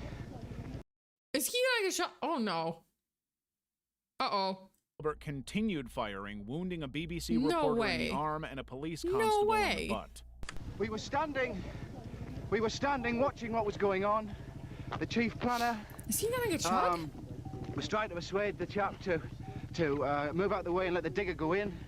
And then a shot rang out at the chief planner, fell to the ground. What? And I felt a shot in the arm. Oh, and I've clearly been shot here in the arm. He also attempted to shoot a council's solicitor. Oh my God. Grandpa was just like, nope. No one's taking my house. All to put an end to the opposition to his bungalow. The shocking was captured on camera and broadcast on live television, making it one of the most notorious crimes ever to hit Northeast England. The ensuing standoff lasted no time at all. Albert was outnumbered and outgunned against the armed police, reluctantly surrendering. Oh, this was the reporter that we just saw. He was standing up. I guess adrenaline, but yeah. Did you guys see this? Like, this is the guy who we just saw reporting, and he's just lying down now. Cause yeah, this is the same guy. That is crazy. I guess he was like feeling adrenaline, but then now it's like hitting him like, oh shit. Oh. Reluctantly surrendering himself. That hurts. During his trial in 1992, the jury rejected his defense overwhelmingly, finding him guilty of murder, attempted murder, and wounding with intent. Albert was sentenced to life imprisonment. Well, at least he doesn't need his property or his house anymore. That was not registered and illegal. After serving 26 years in prison, Albert suffered a stroke and was released on compassionate grounds in 2017. He spent his final months in a care home where he died on September 15th, 2018 at the age of 78. Yeah, well, yeah. Level 5. This is level... Okay, we still have level 5 and level 6 and level 7. Okay. Pizza bomber heist. Okay, I did talk about this. This is the case of Brian Wells. Wild. The case is crazy. You think if you want to look at if you want to listen to the whole case, I did cover it on my channel. You guys can check it out. It's the pizza bomber case, but this is not what you think. Like, it starts off and then it spirals. On October 28, 2003, Brian Wells, a 46-year-old pizza delivery man, walked into a PNC bank in Erie, Pennsylvania, wearing a collar bomb. He handed this elaborate device, like very elaborate device. He looked like from one of the Saw movies. Teller a note which explained that if he was not given $250,000, the bomb would detonate. Oh my God. Die. But Brian left with only $8,702 and was quickly apprehended by police on the way out.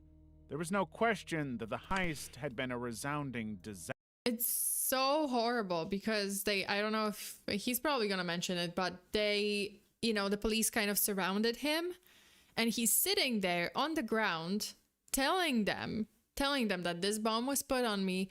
They're gonna detonate it. Like, I'm gonna die. It's starting to beep. And police officers, because they were waiting for the bomb squad, they were just, pointing guns at him and just standing at a distance. and doing nothing. Well, I mean, I guess they were waiting for the bomb squad, but for some reason the bomb squad was taking longer, and yeah, the bomb started beeping, and it just, yeah, it was a collar bomb, so like around his neck. And DJ, I'm just gonna be lurking. No worries, doing shit on my PC. No worries, please lurk. You can feel free to lurk. Only Brian was seemingly not part of any heist. He told the police that he had been forced to commit the robbery by 3 black men who had attached the bomb to his neck. But as he sat handcuffed in a parking lot waiting for the bomb squad to remove it, the device started ticking. As the police ran, Brian began to panic and freak out until the device detonated, killing him instantly. Yeah, just... But in the aftermath of his...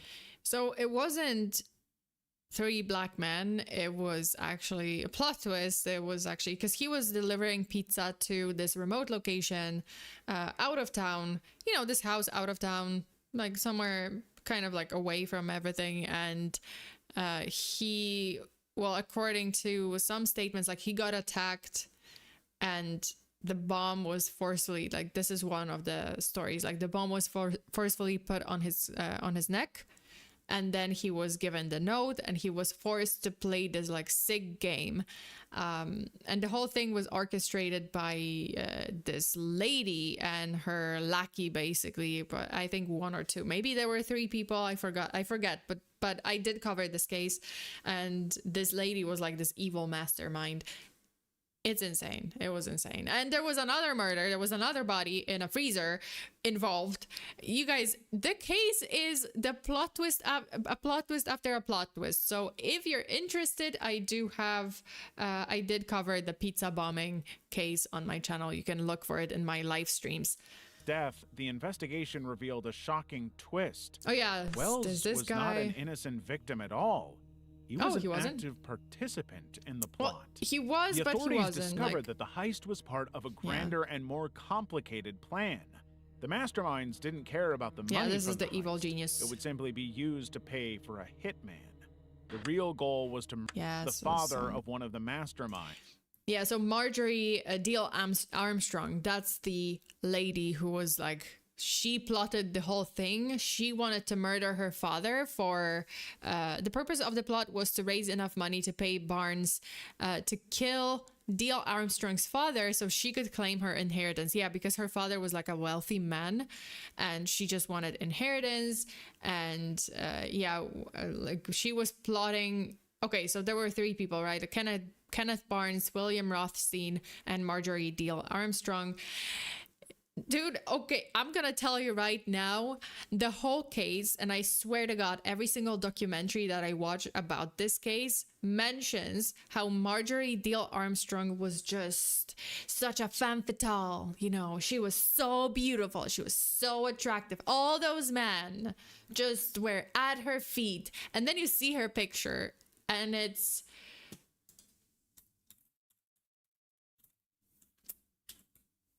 Let me just pull it up because this is, you cannot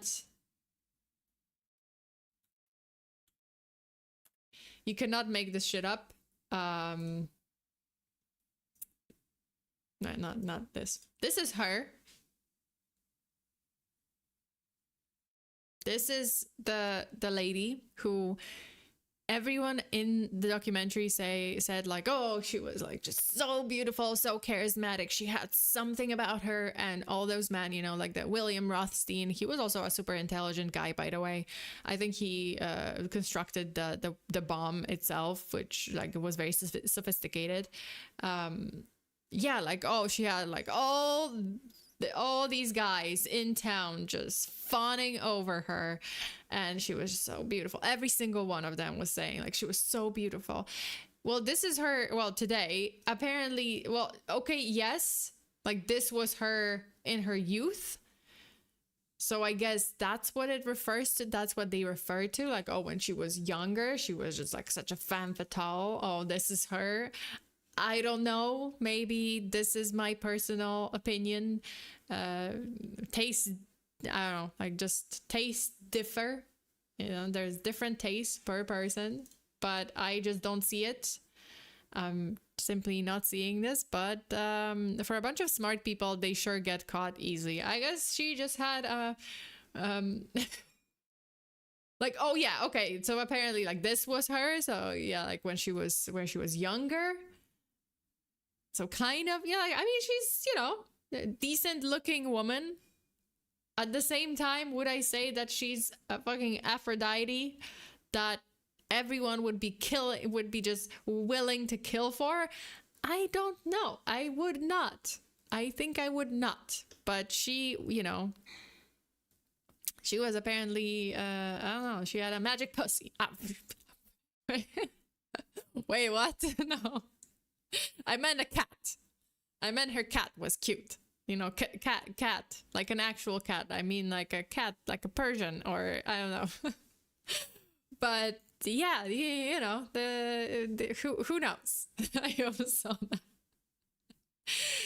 No, apparently, like, yeah. So this is her, and this is William Rothstein. They used to date. Then they broke it off, and she was like manipulating him. Like, he was her lackey, basically. He was a very smart guy. He's the one who constructed like the bomb.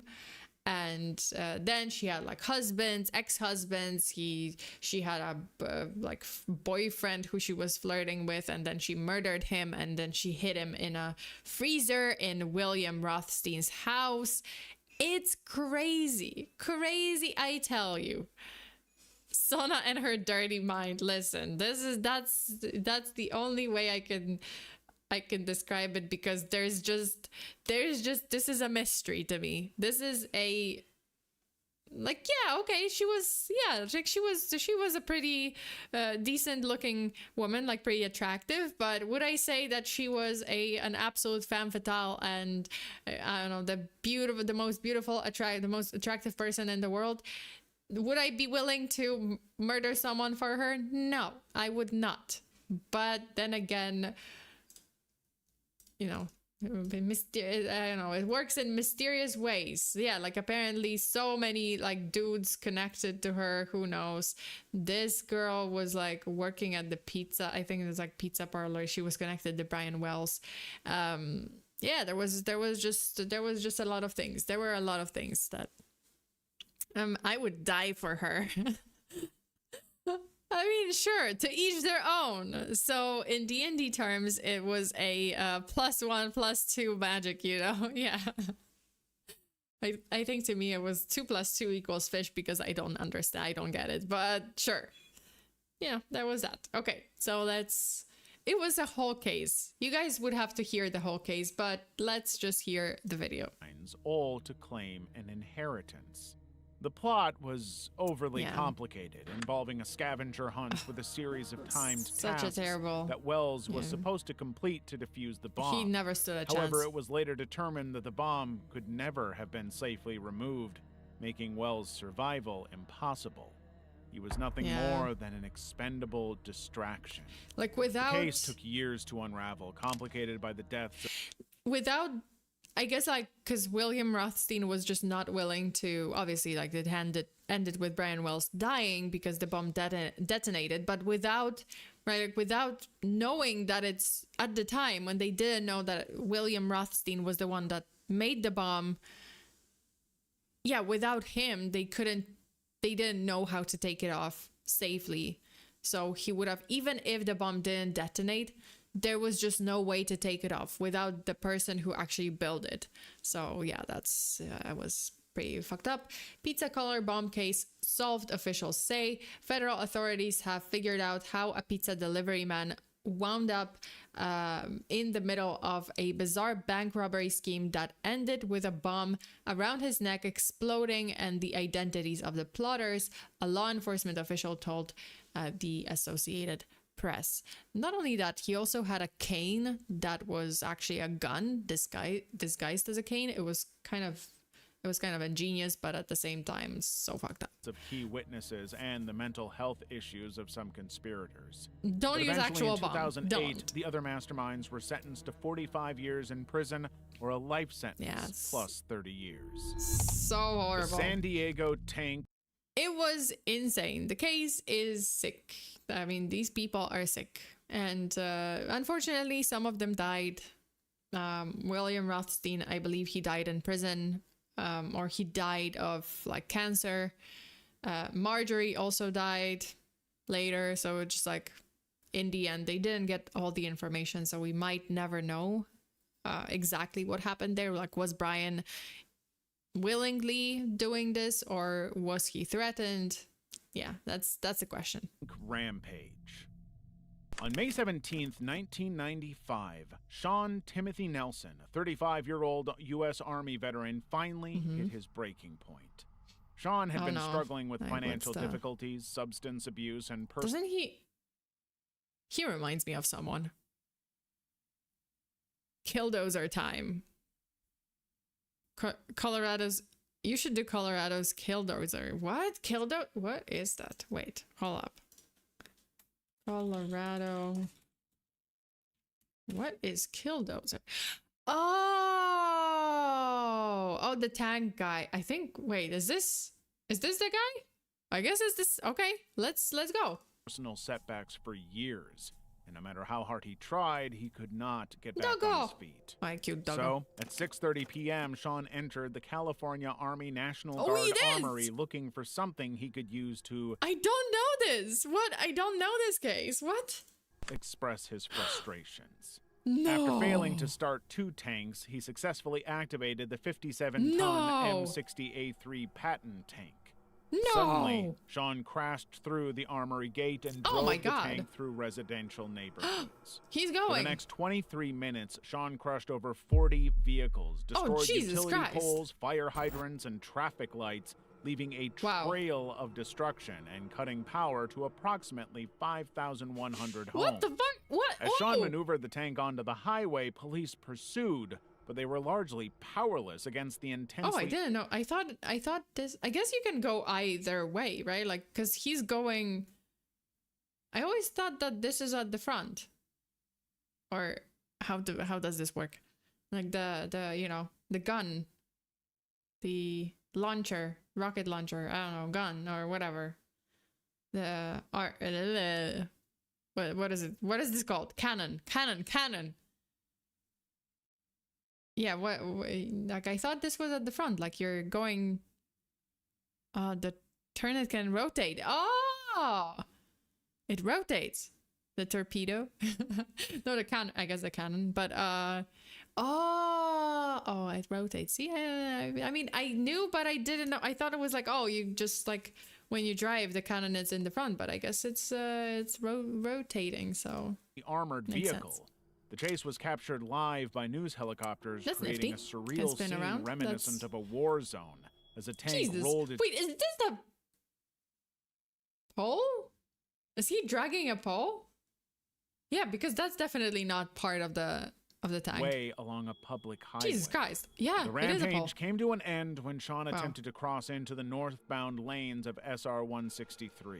Oh, God. The tank had been unstoppable up to this point, but it became stuck on a concrete median barrier, losing one of its tracks.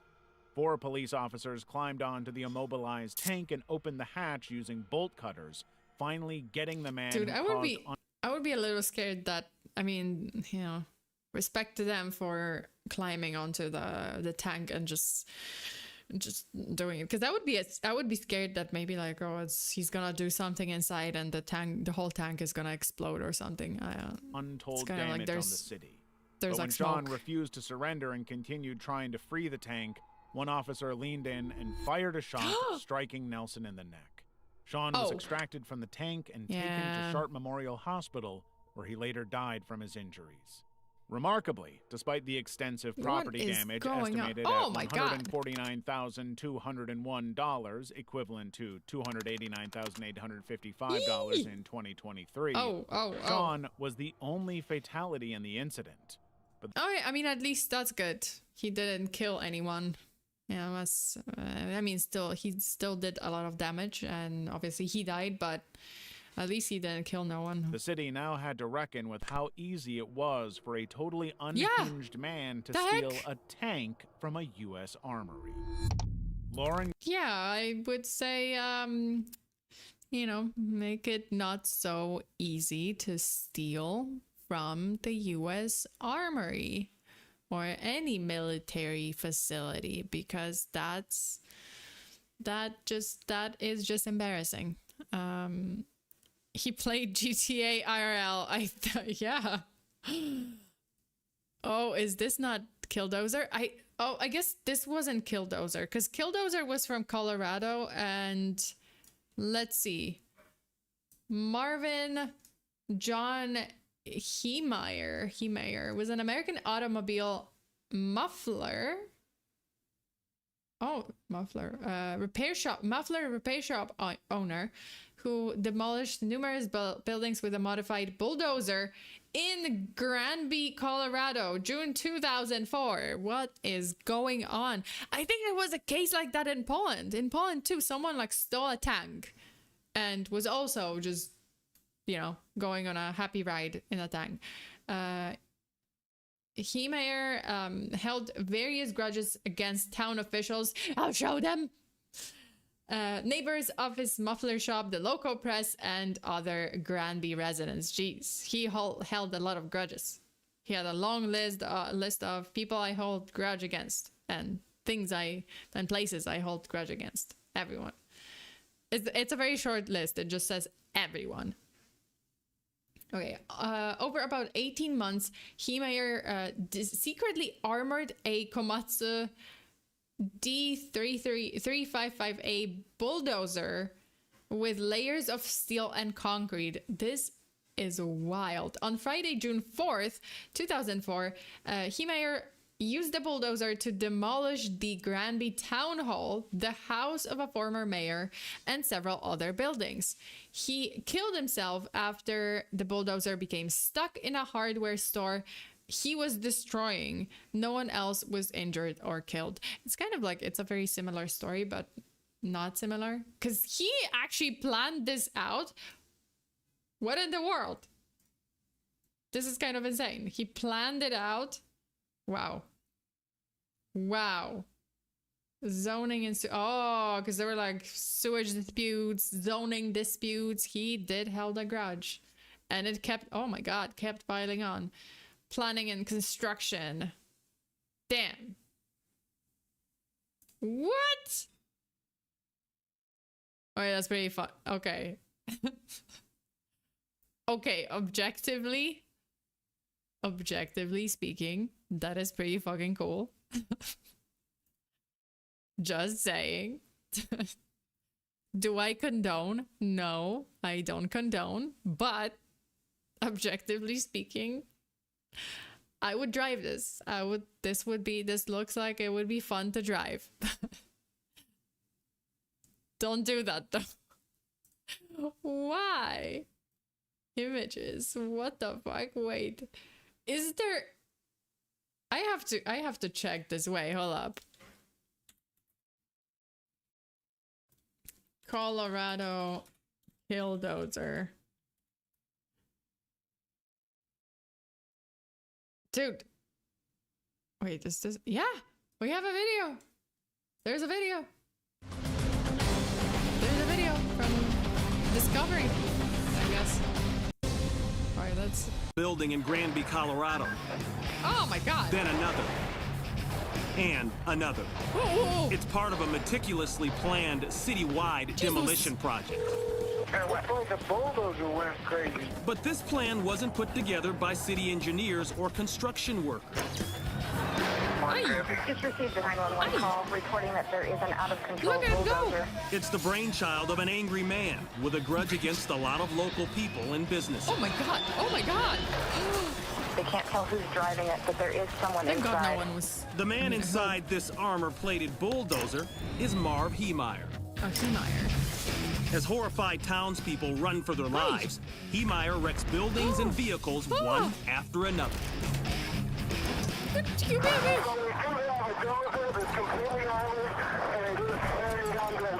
And he's ready to take on sheriff's deputies Jesus or Christ. anybody else who stands in his way. This is a bad situation, guys. We might need SWAT team. Just SWAT team. Heemeyer's an accomplished welder who spent a lot of time inside a secret workshop. Secret workshop?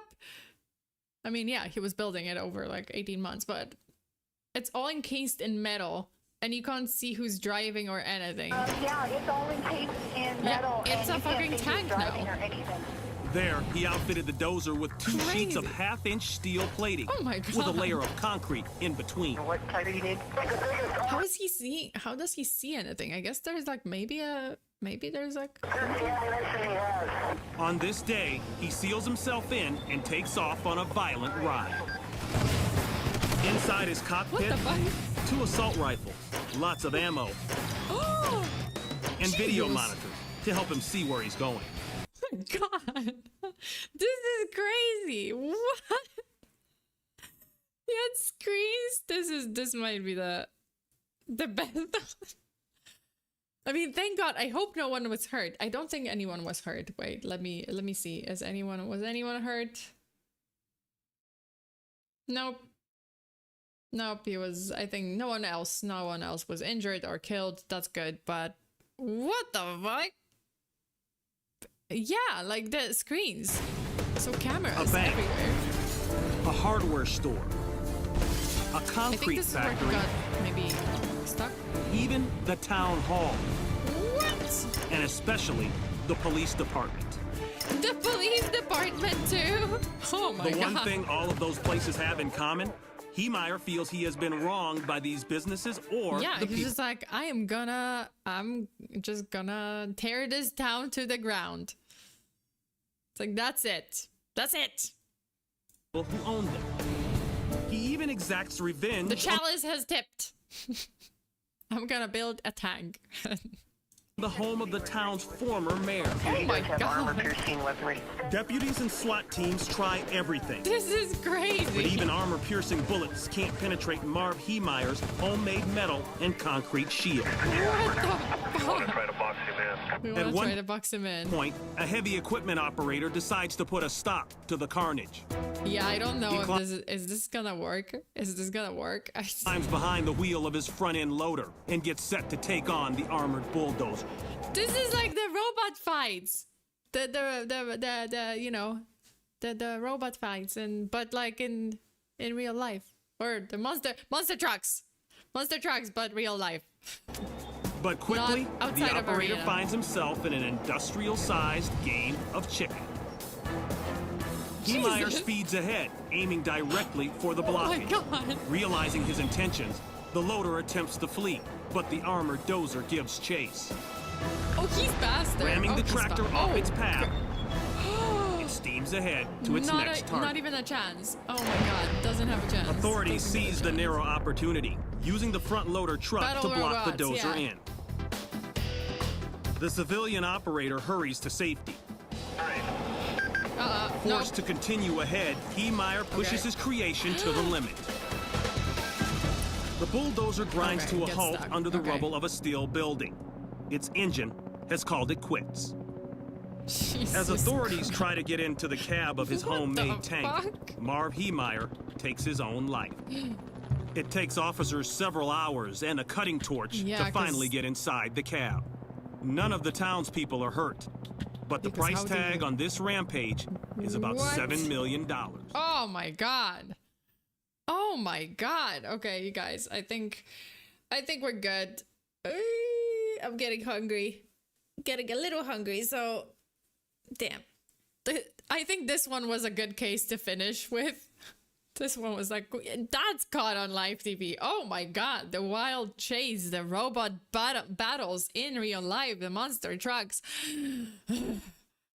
Wow.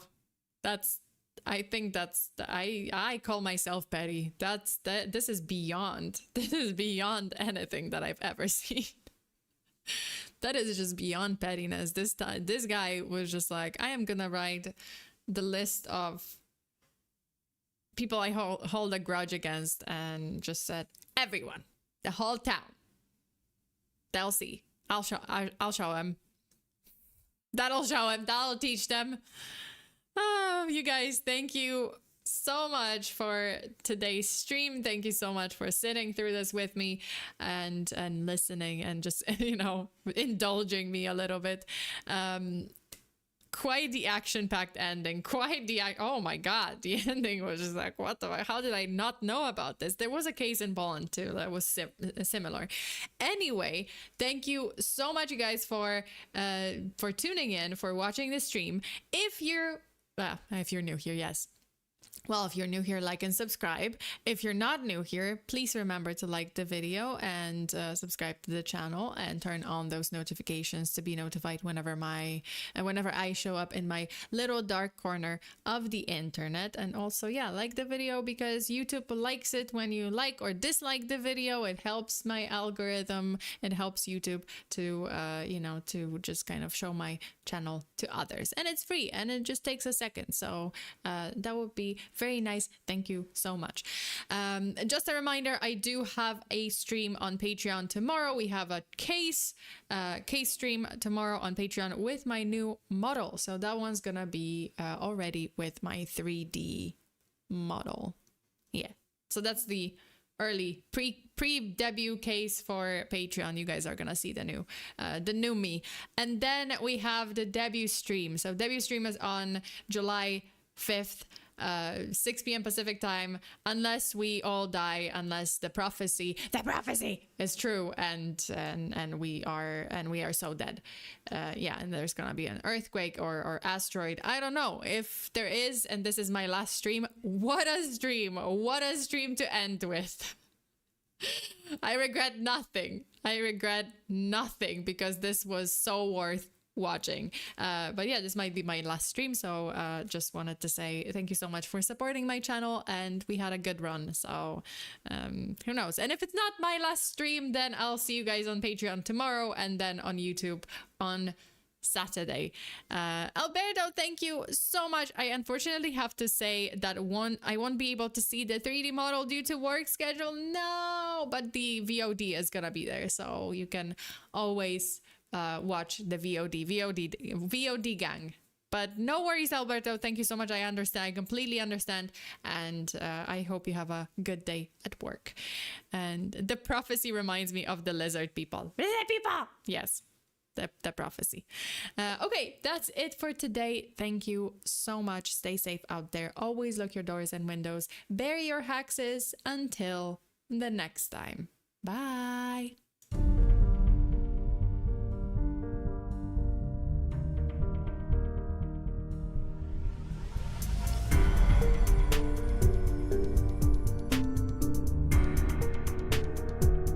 Joshua, thank you so much. Bye, Sona. Have a nice day. You too. Thank you so much. Have a nice day. Do I have any interesting facts? I did have an... Oh, do you guys know about this? Yo, there was a guy who... Okay, I need to talk about this for a moment. No, we're not going back to the other screen, but I'm gonna talk about this for a moment. Apparently, recently, this thing happened. Egyptian man kicked customs dog airborne at Washington DC airport. The dog's name was Freddy. He's a beagle. He was just doing his job, and this guy was actually smuggling a bunch of banned items, like banned products that he was not supposed to bring to the country. And the doggo, Freddy the doggo, the beagle, was trying to do his fucking job, and he was sniffing alerted the authorities to his luggage, and this guy just kicked him. And poor Freddy, airborne. Yeah, like he kicked him so hard that Freddy just flew in the air. Yeah, but he was fine. Like in the end, he was fine. Like he was treated for injuries, and the guy was just fined and deported. So heard about that, and he got smoked. Yeah. Like he got deported and he got fined, and but poor Freddy was injured. But he's okay now. He recovered. Anyway, thank you so much, you guys. I'll see you next time. Bye.